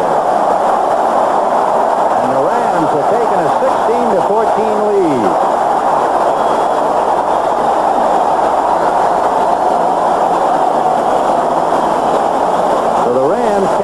On an exchange of fumbles, and for the first time today, leading by 2. Well, Ben, I think the big thing there is they came with a 3-man rush, and I'll bet that he had 8 to 10 seconds to throw that football, and he still did not have to throw it when he released it. Now Frank Corral trying to make it 17-14, and he does. So the Rams leading by 3. Take another look. Here it is. Play action. Now just watch the protection that he has to throw. He pumps over there to his left. Now he scrambles a little bit, and he still doesn't have to throw. In the back of the end zone, he gets Preston Denard. He picked the open man. The 1980. A 17-yard touchdown pass from Vince Ferragamo to Preston Denard following the fumble recovery. And the Rams now leading 17-14. The kick will be to Mike Smith. The rookie from Grambling will not run it out. Tony Dakin told him to stay right there, as did Ray Strawn. There is Preston Denard telling the world that they are number 1. Meanwhile, on the sideline, Steve Bartkowski is going to come in to try and question that remark of Denard. Well, the Rams have scored both times they had the ball. They've dominated the second half. Now the pressure is on the Falcon offense. So, Ferragamo has passed for 1 TD, Bartkowski for 2. Meanwhile, Dallas leading Philadelphia 21-7. And the Falcons had a first and 10 on their 20-yard line. We have a minute and 33 left in the third quarter. There goes Kane out across the 20, purchased about 2 yards. Jack Reynolds bringing him down. Now the Falcons have been very successful on first and 10, running the football and throwing the football. This half, the Rams defense has taken charge. Now they picked up 3 yards, 2nd and 7. Not quite enough.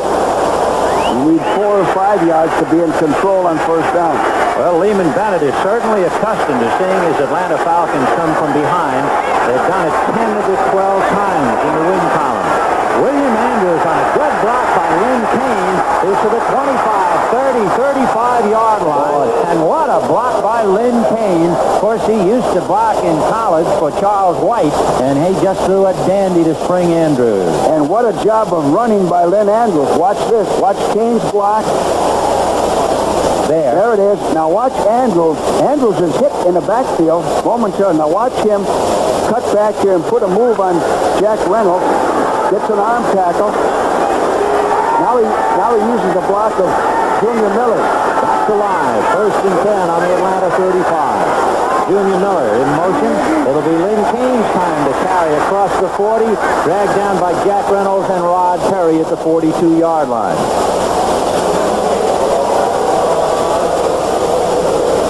So from first and 10 on the 35, Kane carries it out to the 42, a pickup of 7.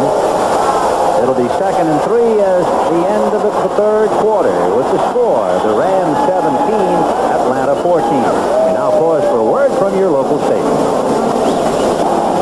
Jack Reynolds calling the defensive signals for the Rams. He's not feeling 100%, George. No, Bennett was questionable. He's suffering from the flu, and he's such a competitor. There's no way you could keep him out of the lineup. 2nd and 4 on the 42 at the start of this fourth and final quarter. In motion, Wallace Francis to the right. William Andrews bumping into people, fighting across the 45-yard line.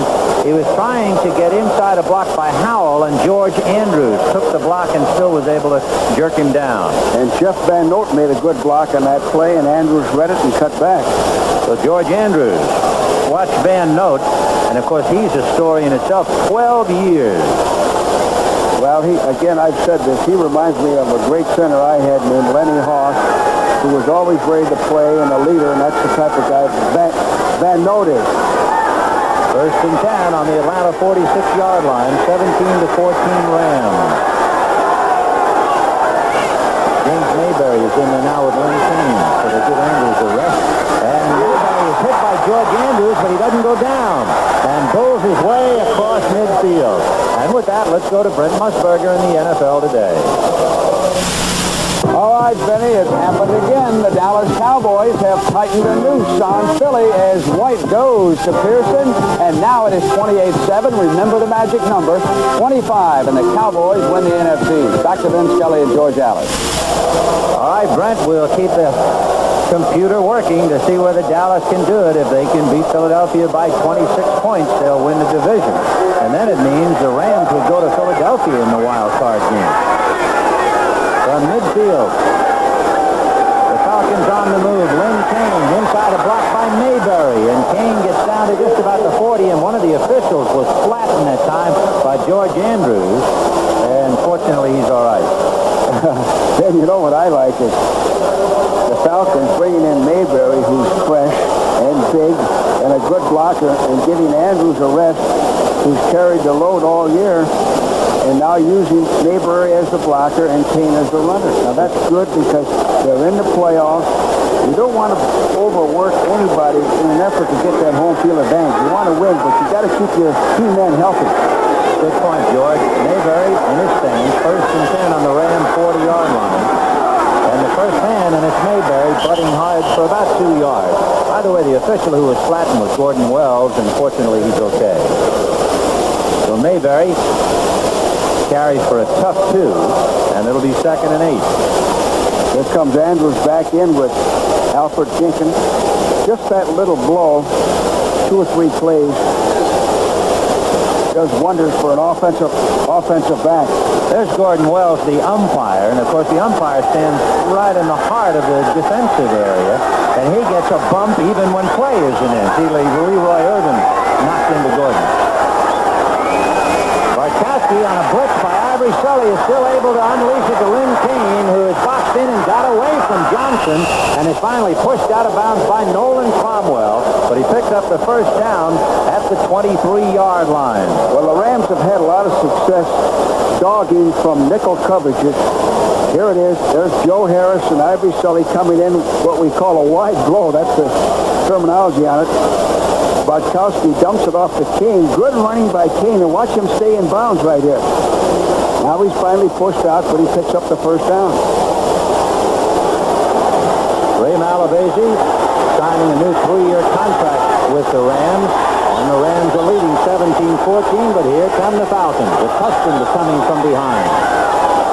Barkowski giving to Kane, and unfortunately for Kane, William Andrews was losing the blocking battle with Jack Reynolds. And when he lost the battle with Reynolds, that was the end of it for Kane. Well, then it was the same dog they used before. Linebackers coming up the gut. The tackle's going out wide, and that's what we call a wide blow, and it's a pretty good run defense if you hit it right. 2nd and 9 on the Ram 22. That's George Andrews. Barkowski is 11 for 19 and 2 touchdowns, 198 yards passing up the hill. Steve looking in the left side under a rush, and down he goes. Jack Youngblood and Joe Harris, and it was Joe Harris, number 51, who hit him first, and then Youngblood made sure, but it was Harris who got the sack. One of the things that Joe does well, that he starts quickly, he's a good dogger. Now, Bartkowski's head is over here to the left. He wants to go to number 84, but he was double covered, and he took the sack, and that's a smart thing. I think William Andrews is a little tired. That means 2 blocks in a row he wasn't able to pick up. The one that he had against Jack Reynolds, and now that one on Joe Harris. Lynn Kane goes out, and Atlanta takes a timeout. 10 minutes and 55 seconds left in the game. It is 17-14 Rams.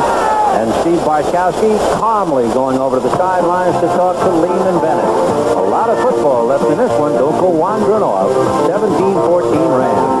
It is 3rd and 20 on the Ram 33. And the Ram being consoled for the moment on the sideline.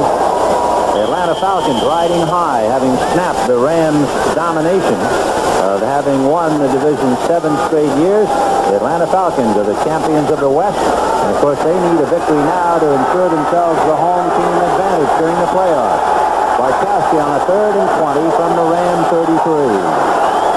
Andrews and Kane, the running back.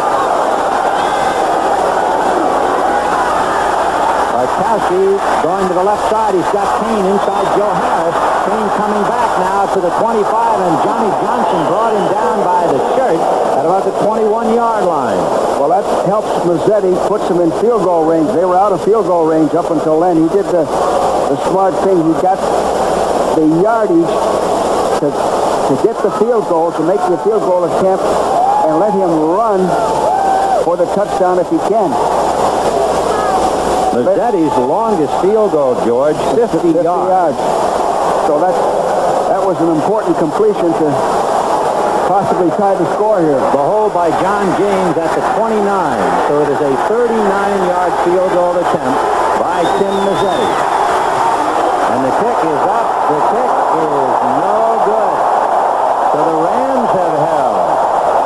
And with 10 minutes and 4 seconds left in the game, Rams 17, Atlanta 14.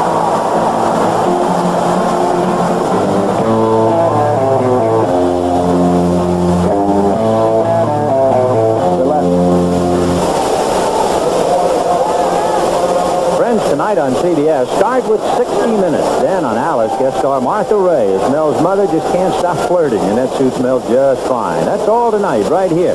Followed by, well, Archie Bunker's Place One Day at a Time, Alice at Jefferson's, and Trapper John M.D.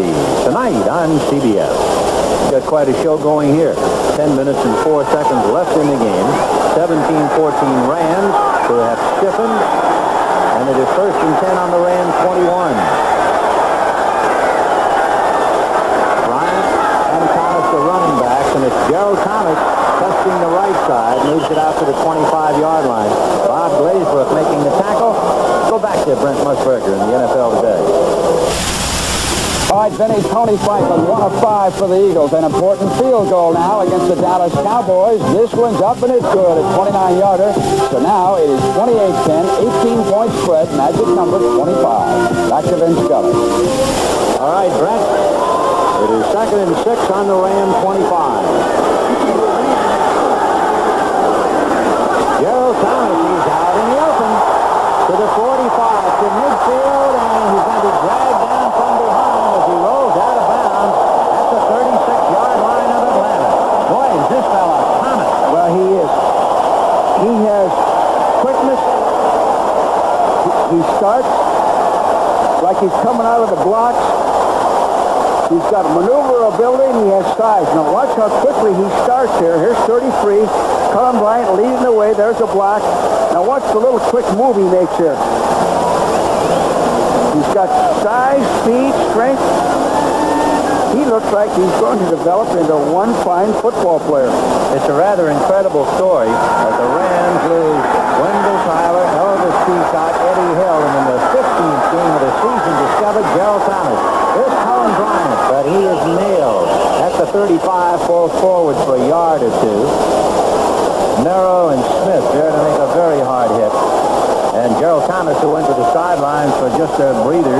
Look at those numbers. And he's running against one of the top, I believe, the Falcons are number 1 in the NFC on rushing defense. They're as good against the rushing defense as they have had their problems with pass defense. So it is 2nd and 8 on the Falcon 34-yard line. 8 minutes and 5 seconds left in the game. 17-14 Rams, dodging a bullet when Mazzetti missed a 39-yard field goal. And Gerald Thomas necktied by Jeff Merrill, and then they bend him like a pretzel and drop him at about the 33. You know, Vin, this Dallas-Philadelphia game reminds me. One time when I was coaching the Redskins, we went into Dallas with a 7-point ball.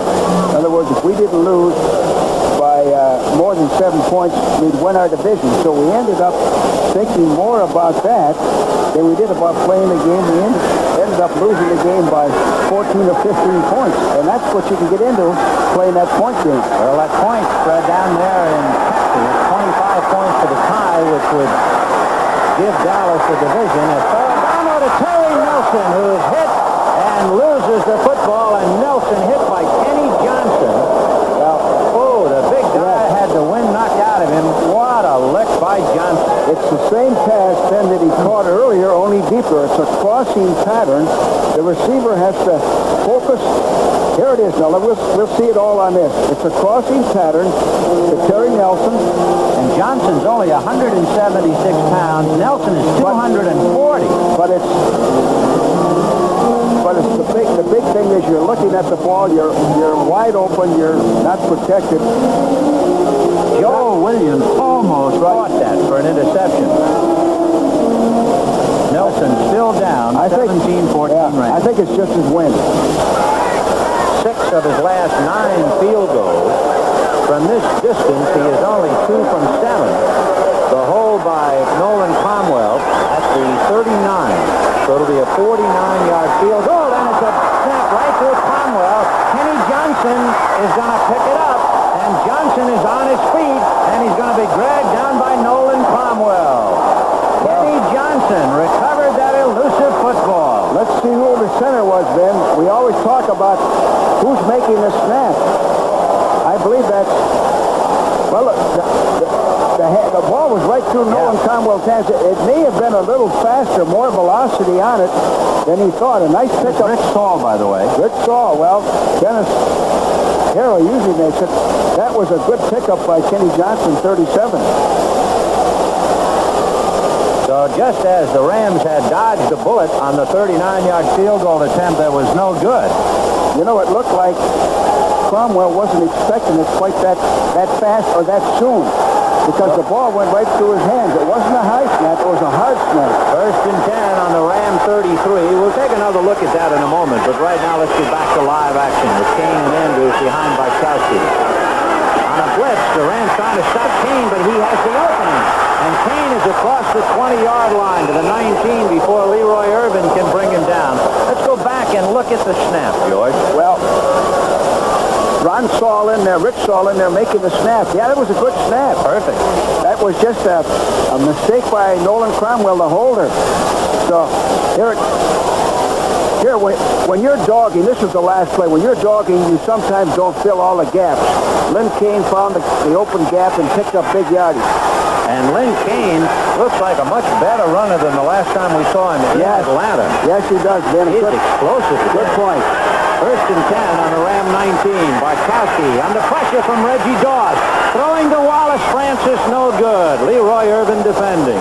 He had him open, but also Reggie Doss was right in Barkowski's face and got a delivery sack.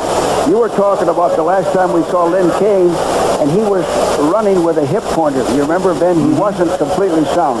He has put on some great moves, reminiscent, of course, when he was a fullback at SC in his senior year. Lynn Kane rushed for 977 yards with a 5.2 average. He can really move it along with William Andrews. So it is 2nd and 10 on the Ram 19.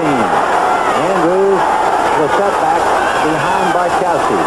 And they go to Andrews, and he is grabbed at the ankles by Joe Harris. Big play by Joe. I'll tell you one thing.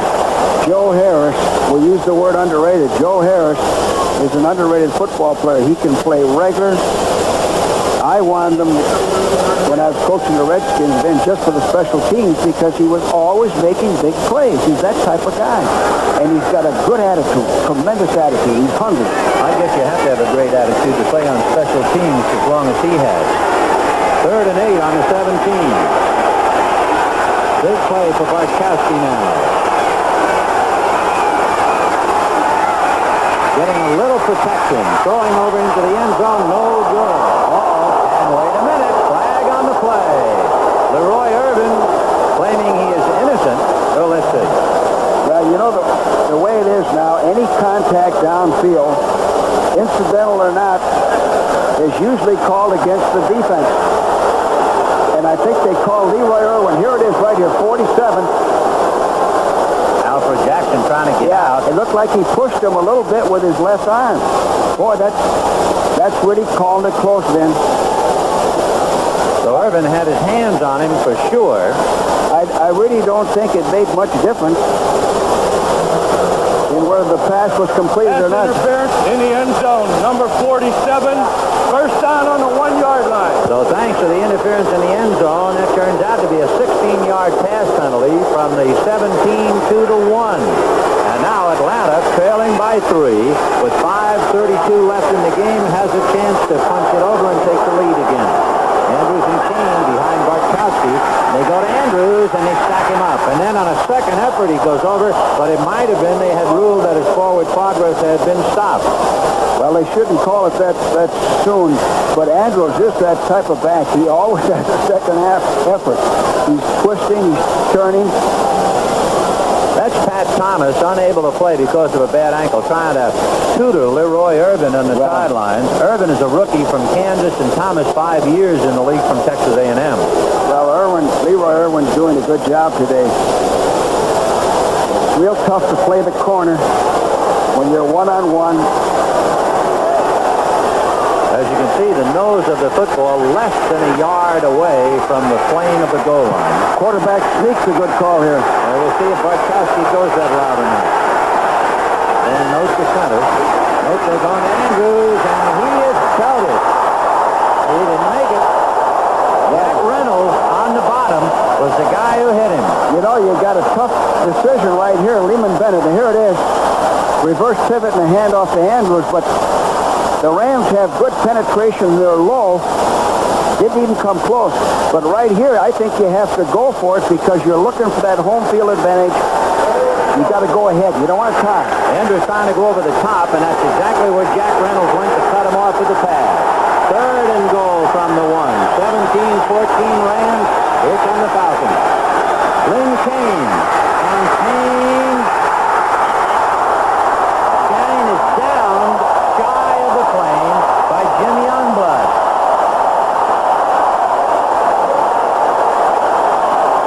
It was 4th and goal. 4th and goal. So Lynn Kane. Great goal line stand by the Rams. Magnificent. Tim Mazzetti.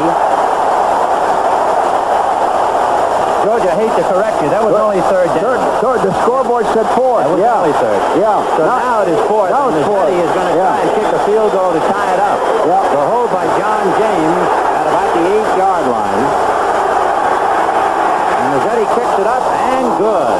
And with 3 minutes and 41 seconds left in the ballgame, the Rams 17 and Atlanta 17. So a lot of business going on in Dallas as well as Los Angeles. CBS Sports. 17-17 tie. 3 minutes and 41 seconds left. Tim Mazzetti, who just tied it, kicking off for Atlanta. Deep for the Rams will be Drew Hill. He'll take it at the 3. To the 15. Hit and knocked at the 20-yard line. Kenny Johnson was the man to hit him. Boy, has he been busy. You know, then that's one thing. I didn't want my corners to cover kickoffs for the simple reason was that they'd run 40, 50, 60 yards, and then they were on defense. And also there's a lot of bumps and bruises that take place on kickoff coverage. But that lets me know what a fine athlete Kenny Johnson is. Goes down, makes the tackle. Now we're going to see him on defense. Now what we used to like to do, what I used to like to do, if I had a guy making a tackle like that, throw deep on him right away. Go to work on him right away after he covered the kickoff. It was Kenny Johnson, you remember, who hit Terry Nelson, knocked him out of action, recovered a fumble. We'll see if they test it. 1st and 10 on the Ram 20-yard line. Bryant and Thomas, they'll try Bryant. Joel Williams fighting the block, and that slowed down the play. Gerald Thomas stacked up by Joel Williams and broke up that play. Joel Williams made the play because he played a delaying game, allowed the pursuit to come over to make the play. Ray Malavasi just signing a new 3-year contract with the Rams, and he finds himself in a 17-17 tie, 3 minutes and 7 seconds left in the game. So 2nd and 8 on the 22.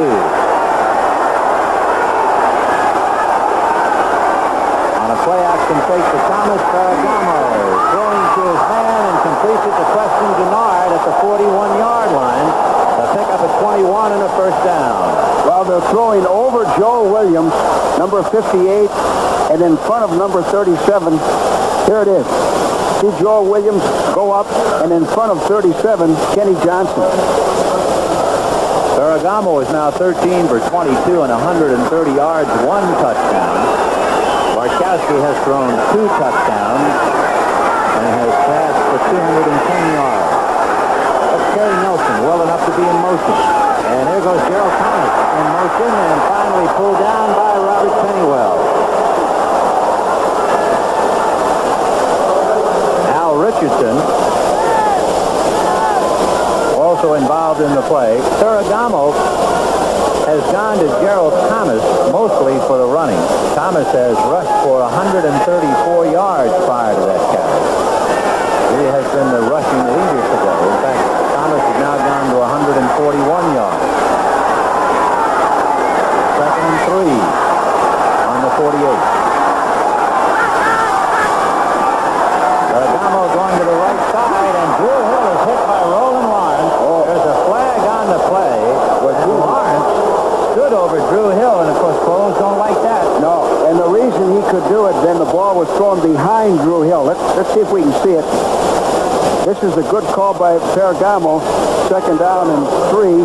Now watch the ball thrown a little bit behind, and he has to come back, wait for it. Flag on the play. Let's see what they're going to call. Roland Lawrence weighs 179 pounds, and Drew Hill weighs 170.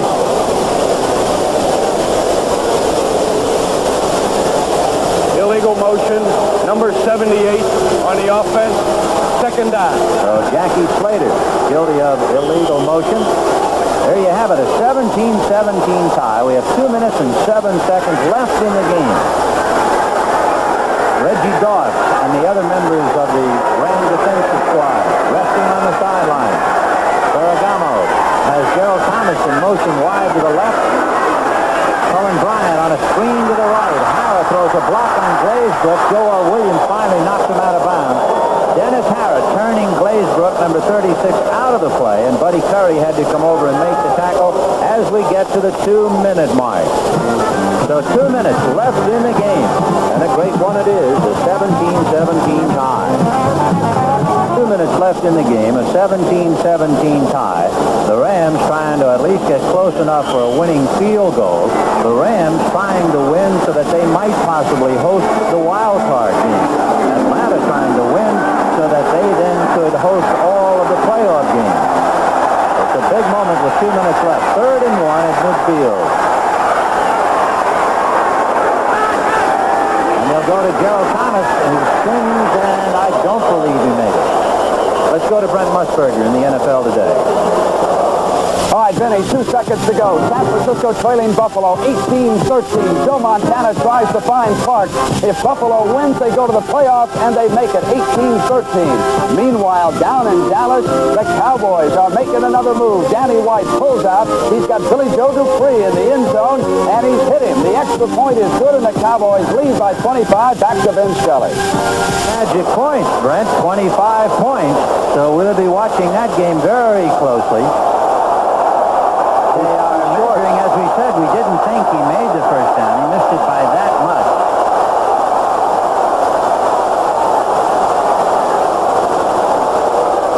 4th and maybe 2 inches.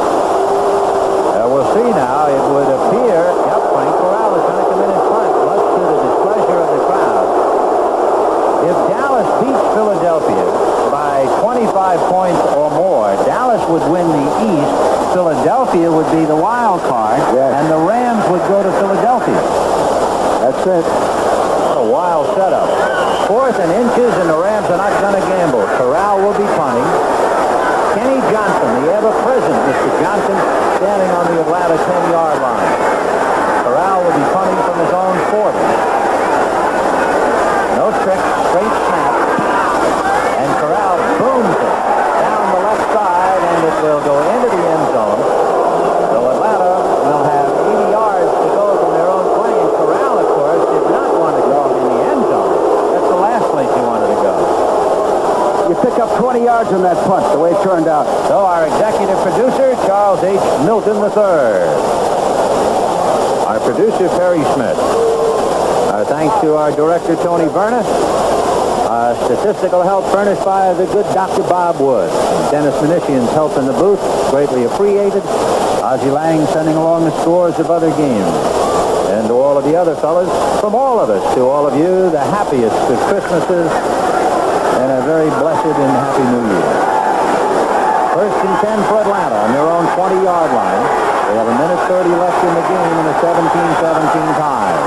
Bartkowski going to go deep down the left side. Alfred Jackson. Take the reception. He had a step or two on Johnny Johnson. He had Johnny Johnson beaten. The ball was just off his fingertip. Here it is. Has him beaten by 2 steps. Just the back end of the ball could he touch. But that's the way you want to throw it. It's safe that way. All you get out of it is an incomplete pass. A minute and 24, as you can see in the upper right-hand corner of the screen. Atlanta officially has 2 timeouts left, and the Rams have all 3.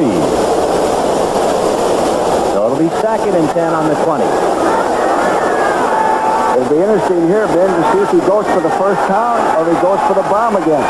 The Rams have done a big number on William Andrews, shutting him down to less than 4 yards of carry. And Bartkowski is going to stay to the air again. Hesitate. Fumble! He fumbled at the 10-yard line, but I believe Atlanta recovered it. And the preliminary signal is that he did. It looked like he was trying to go to Alfred Jackson again. He took a little too long, and the Rams take timeout, which is smart. Watch him. He's going back. Pretty good protection, but he's hesitating, pumps twice. That's Youngblood. Youngblood comes in and grabs the right arm, and he fumbles. And at the bottom of the heap, Mike Ken and Warren Bryant.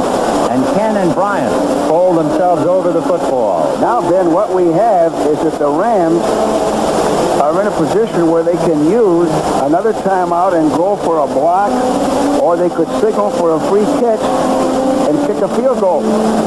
The Rams are in position right here to win this ball game.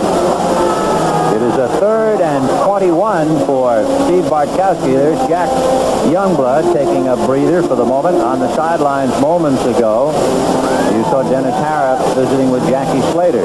Yeah, this is similar to what we had in Atlanta, the game we did, where Atlanta pulled it out when the Rams went with a 3-man rush on 3rd and 38 and gave them time to split the seam.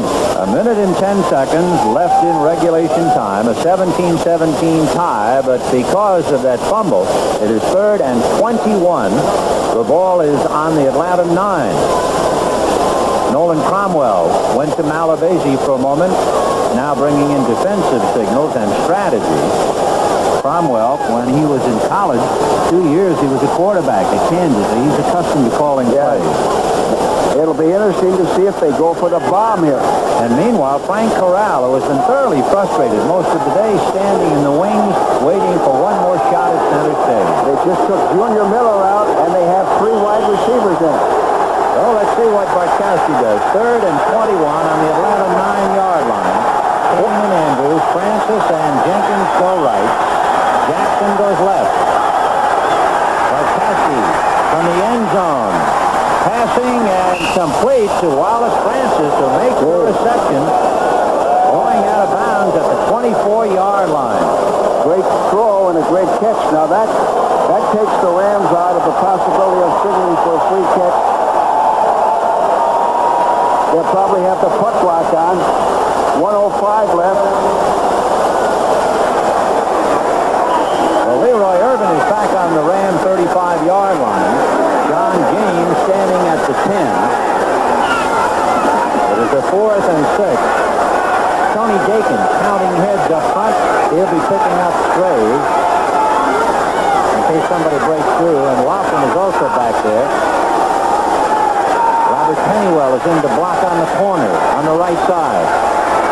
And James, with plenty of time, gets the pick away, and it'll be a fair catch to Leroy Irvin as he drops to his knees at the 32-yard line. And that's where the Rams will have 58 seconds left to get it across one way or the other.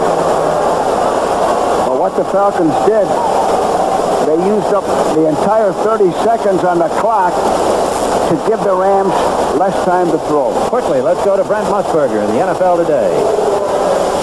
All right, Benny, Ron Jaworski and the Eagles come right back at the Cowboys. Trailing by 25. Rodney Parker is there. A 30-yard scoring strike, and now the Eagles are back in first place.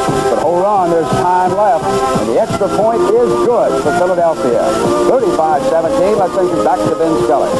Meanwhile, in our ballgame, Brent, with 58... Back to Vin Scully. Meanwhile, in our ballgame, Brent, with 58 seconds left, a 17-17 tie. And Ferragamo has Denard going right. He has Stu Hill in motion to the right. Then setting up, and he's going to go deep down the middle of the field. Intended and broken up. Intended for Jeff Moore down on the 10-yard line. And a delivery sack on Ferragamo. Pretty good coverage. Fans are yelling for contact, possible interference call, but there wasn't any. You could see Kenny Johnson, he pulled his hands away as if Jeff Moore was a hot stove. Yeah, not me. He didn't want to come close to touching him. Then the Falcons are still staying with that three-man rush, and that time they put pretty good pressure on Ferragamo. They ran a stunt. We might watch the rush of the Falcon front three. The back three is Roland Lawrence, Tom Pridemore, and Kenny Johnson. Second and 10 on the 32.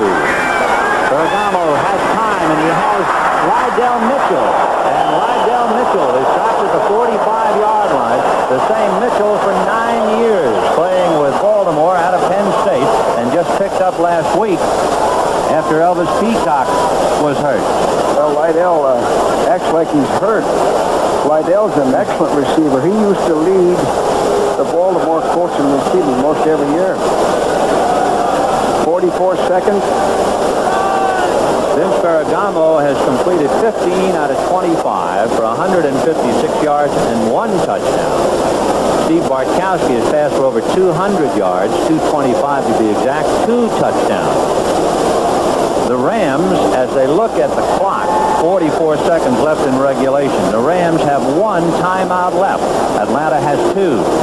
So that's 1 timeout. Could be a big one. You always want to have your timeouts. They're so vital. Lionel Taylor talking to Vince Ferragamo on the sidelines. It looks like on half route. Yes, you see, then right here, if you didn't have your timeouts, the fact that you have 1 timeout puts the defense on defense.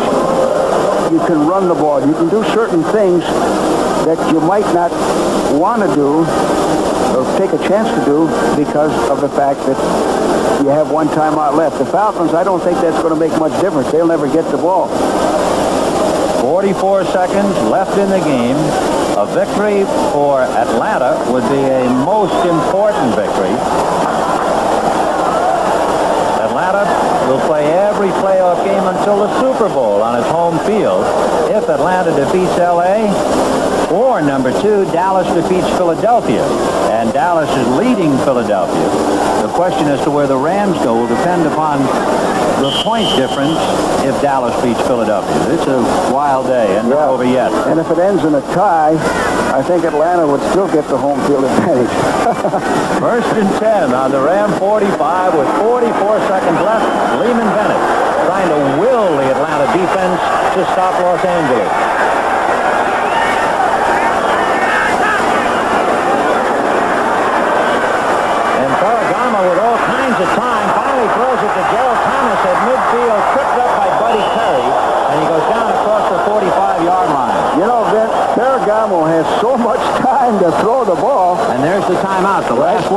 extended by the Rams. They did the right thing. They could have called a little bit sooner because every second is vital. But he has so much time to throw the ball that if we saw that again, he surveyed the entire field, and the last thing he wanted to do was dump it off. But here it is. It looks at first as if he even thinking about a screen to Bryant on the right side. Three-man rush. There. Three-man rush. See, still.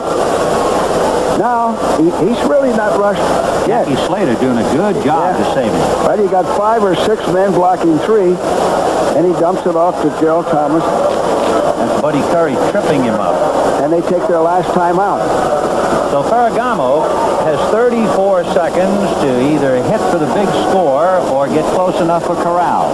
Here's what you want to do here. You want to pick up 10, 12 yards on a down and out pattern because you can't take time out.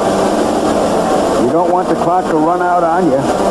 So you try to get a sideline route, get 10, 12, 15 yards closer for the field goal. George, there has been a lot of talk about the so-called home field advantage. And one thing that has surfaced, there are some football people saying, in the playoffs, it doesn't really make any difference. How do you feel? Oh, gee, Ben, it means so much. I think if the Falcons get the home field advantage, there'll be a threat all the way. I know when we went to the Super Bowl, we played Green Bay at home, and then we beat Dallas at RFK 26-3 when they were world champs. If we didn't have that home field advantage, we wouldn't have gone on. 34 seconds left in the game. 1st and 10 on the Atlanta 44. Ferragamo going deep down the right side. No good. Intended for Drew Hill. Boy. And right there to defend was Bob Glazebrook. Yes, and Bob Glazebrook did not see the ball, Ben. His back was turned. That's a little bit deeper than I thought Ferragamo would want to throw. You don't need quite that much for the field goal, but again, they're still going with a 3-man rush, and Ferragamo has the time to do whatever he wants to. Talking about time, 28 seconds left in the game. 17-17 tie. As you can see, 60 Minutes will be seen following football, except here on the West Coast. 60 Minutes seen on its usual time. Ferragamo down the middle and completes it to Preston Denard at the 29-yard line. There's no more time. 17. Watch the clock run down as the Rams try to go without a huddle. He has to throw it out of bounds. Atlanta taking its time getting back with 10 seconds. There's the OB pass to stop the clock with 8 seconds left. That's easy range for Frank. And here comes Corral. 8 seconds on the clock. The field goal team started to run on. If they tried to get on, they wouldn't have had time to get set and kick a field goal. So Ferragamo and the others waved them off. That's the thing to do. This is your 2-minute drill. This is what you worked on all week right here to win a ball game. It'll be a 47-yard field goal attempt. The hold by Nolan Cromwell at the 37. Remember the last attempt, the snap went right through Cromwell's hand. 47 yards away from deciding the game. High snap. The kick is partially blocked, and it's going to be picked up and bobbled. Joe Harris falls on the ball. Now it is picked up at the last minute by Reggie Doss. The clock has run out. What a wild finish.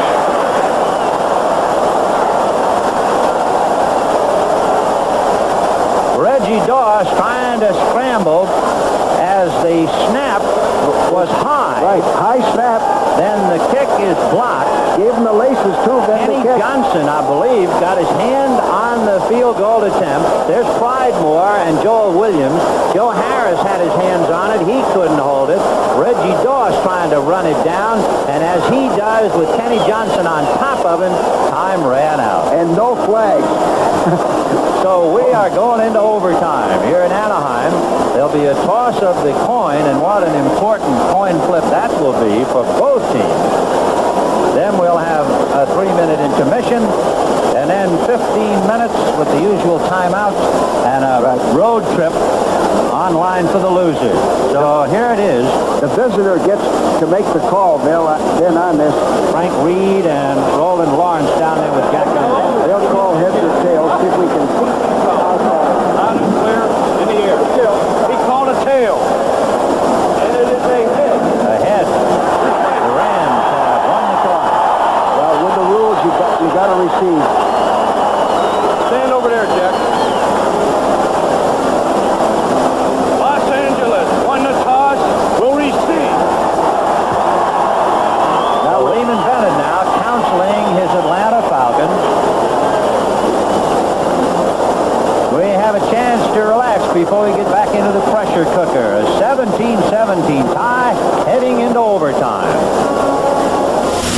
Chrome and Edge.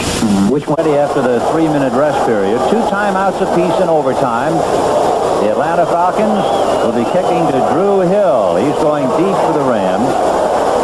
And we have just one 15-minute overtime. Regular procedure.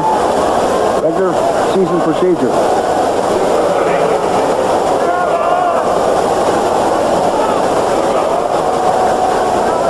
Usually in the overtime end, I tried to work for field position and kick a field goal rather than scoring a touchdown. If you get a touchdown, fine. But if you got a good field goal kicker, this return is very important right here, where they get the ball. Tim Mazzetti teeing the ball up on the 35-yard line, and we're just moments away from going into overtime. A 17-17 tie. Drew Hill is deep. He's flanked by Ivory Sully on his right. Lucius Smith on his left. And here's Mazzetti's kick. Low on the ground, and it will bounce into the hands of Ivory Sully at about the 8-yard line. Sully to the 25 and goes down. Ray Strong, somehow or other, is at the bottom of every kick. He is remarkable. Well, every time we do the Falcons, we want the camera on number 25. He's a good backup running back. Now watch him down the field. He loves to play on these special teams, and what a job he does. Now he's coming under control after he got down there. On balance. Gets away from the blocker. Comes in and makes a head-on tackle. All right, 1st and 10 on the Ram 27-yard line. Terry Nelson in motion, but they go the other way with Gerald Thomas, and they sandwich him at about the 30-yard line. Dennis Harrah having more than a few words on the field with Fulton Kuykendall. You know, Ben, what the Rams offense has done today several times, the Falcon linebackers are young and inexperienced. They're doing an excellent job, but they're so active, they overrun the play sometimes. So they're starting to play one way, and the back reads the blocking and cuts back the other way. Now, that almost happened on that last play. They almost overran the play. The man in the middle, Fulton Kuykendall, has played 6 years, so he's the one linebacker with a lot of experience. 2nd and 7 on the 30-yard line. Trying to get outside, and is finally brought down by Smith and Richardson at about the 32-yard line. Well, now we have a situation where Ferragamo's 3rd and about 4, 3rd and a long 3. You probably have to put the ball up and just enough to get the first down. Going short, the intermediate pass. Ferragamo 17 for 29, 195 yards and a touchdown. 3rd and 4 on the 33. Bryant and Thomas. Drew Hill is wide right. Preston Denard wide left. And it's a sack. Well, and breaking through, number 75, Jeff Merrill. Yes, Jeff Merrill. And they came in with a 4-man rush, and I think Buddy Curry is hurt on the play then. Buddy Curry. Let's see. Who is that limping off? No, that's Joel Williams. Joel Williams. The 8 looks like an O because it's kind of dirty. Right. Joel Williams. And Atlanta can ill afford to lose him. They changed their rushing tactics on that. Ferragamo did not have the time to throw. So Frank Corral will be punting from inside his 15. The snap by Dennis. Bad kick. And it's a wobbly kick, hitting on the 40, and it takes a Falcon bounce, and the Rams finally down it on their own 37. And for Frank Corral, what a day. Well, here's one time where you win the toss, things go against you. The Falcons have field position without even having the ball. The snap is right there for him. Everything was going right, and it was just one of those things. So the Atlanta Falcons trying to capitalize first on Merrow's sack and then the 4 punt. Will put it in play 1st and 10 on the Ram 37-yard line. And the Falcons with a chance to win it thanks to a monumental break. Bartkowski play action fake to Andrews. Throwing to the left side right through Lynn Kane's hands. Well, the reason it went right through Lynn Kane's hands, he's throwing the ball 80 miles an hour, and he's right on him. Say, if you'd asked Santa Claus to bring you a Jeep, or if you decided not to wait for Santa and have already bought one, well, 60 Minutes has quite a story you won't want to miss tonight on CBS. The Rams then just came in with their nickel personnel. Good thing for the Falcons to do is run against that. All they need is 10 yards to be in field goal range. 2nd and 10 on the 37. Mazzetti has kicked a 50-yard field goal this year.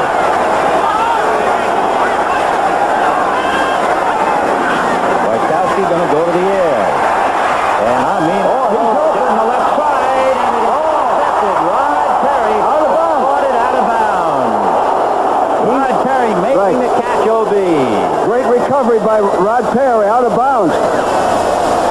Great recovery. Yeah, out of bounds. Watch Rod Perry adjust. He was beaten on the play. Jenkins was behind him.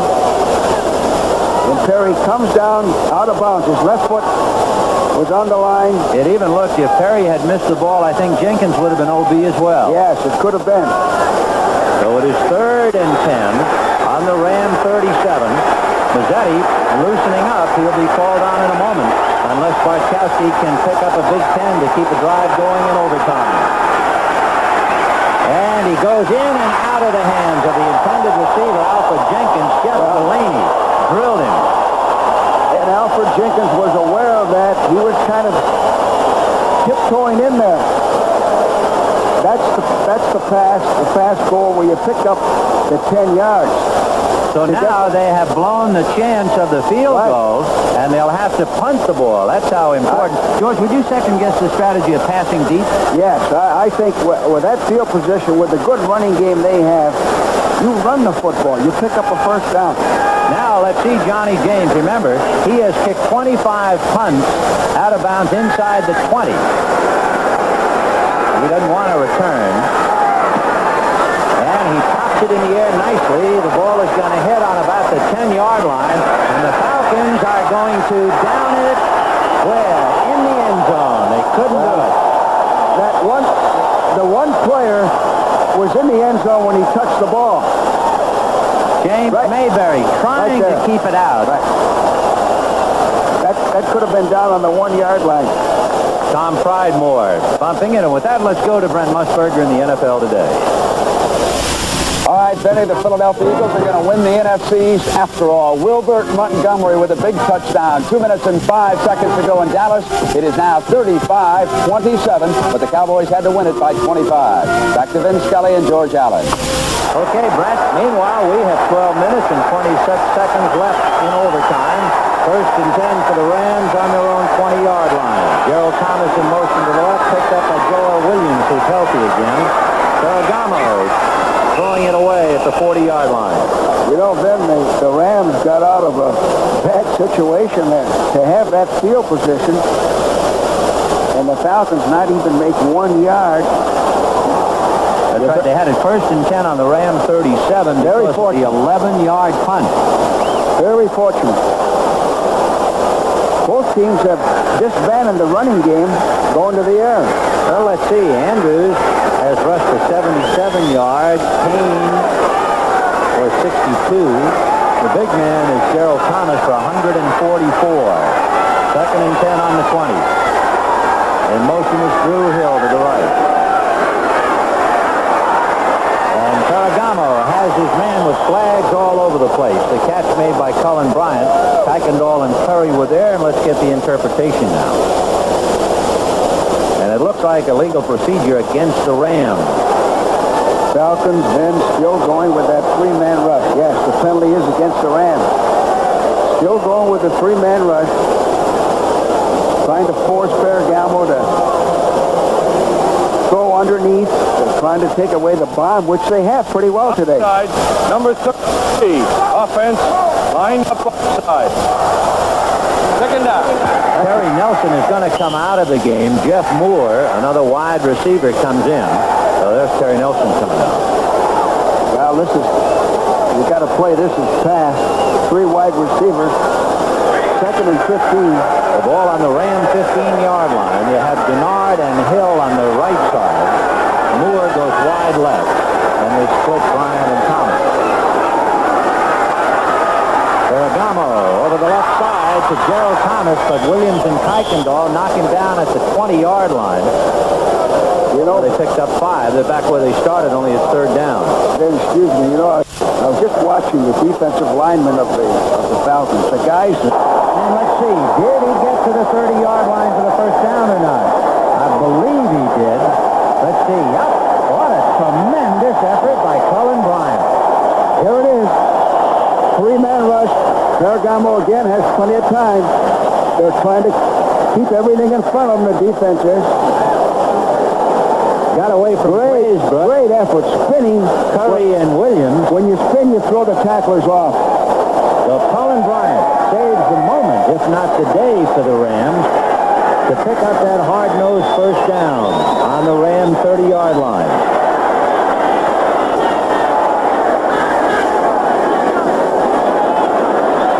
Looking to the left side, no good. Terry Nelson with Tony Dakin right there with him.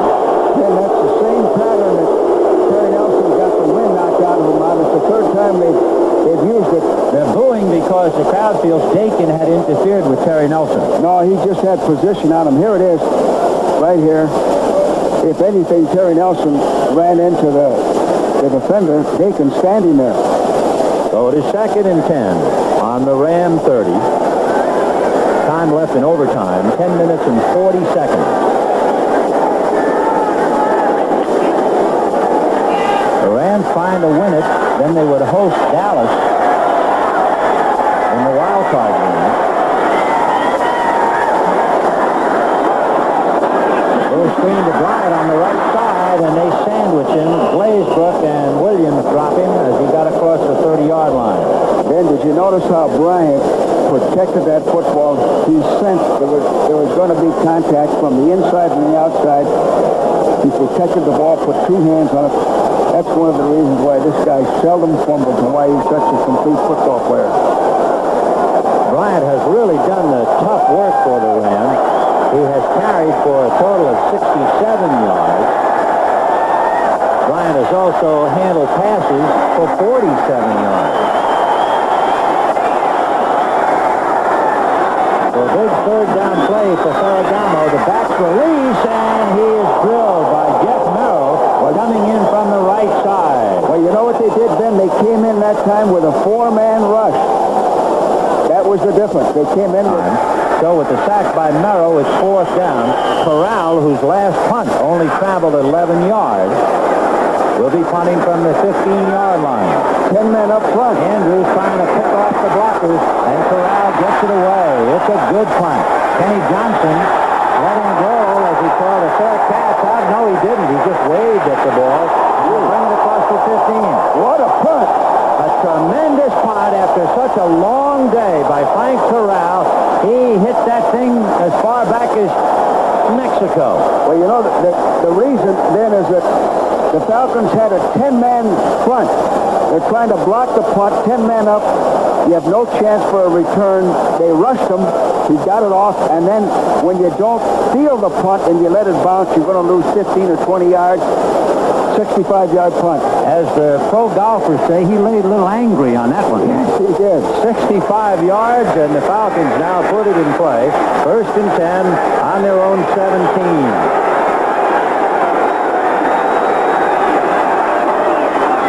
It'll be William Andrews. Jack Youngblood trips him up with a desperation ankle attempt, and Andrews goes down at the 19-yard line. Well, the scoreboard just flashed in that the Rams play Dallas in Dallas next Sunday. So they know now that no matter what, they pack a suitcase. Of course, that Dallas-Philadelphia game was a wild one until Philadelphia came back to narrow the points. Jack Youngblood still full of beans on the right side.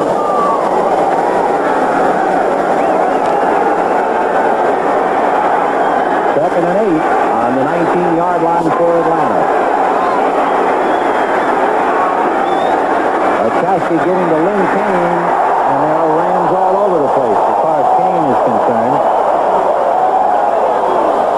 Well, that's what I thought they would have done earlier. And then the Rams got a lead on a 17-yard pass to Preston Denard, only to have, and there's a fumble as Bartkowski is hit by Joe Harris. Loose ball, and the Rams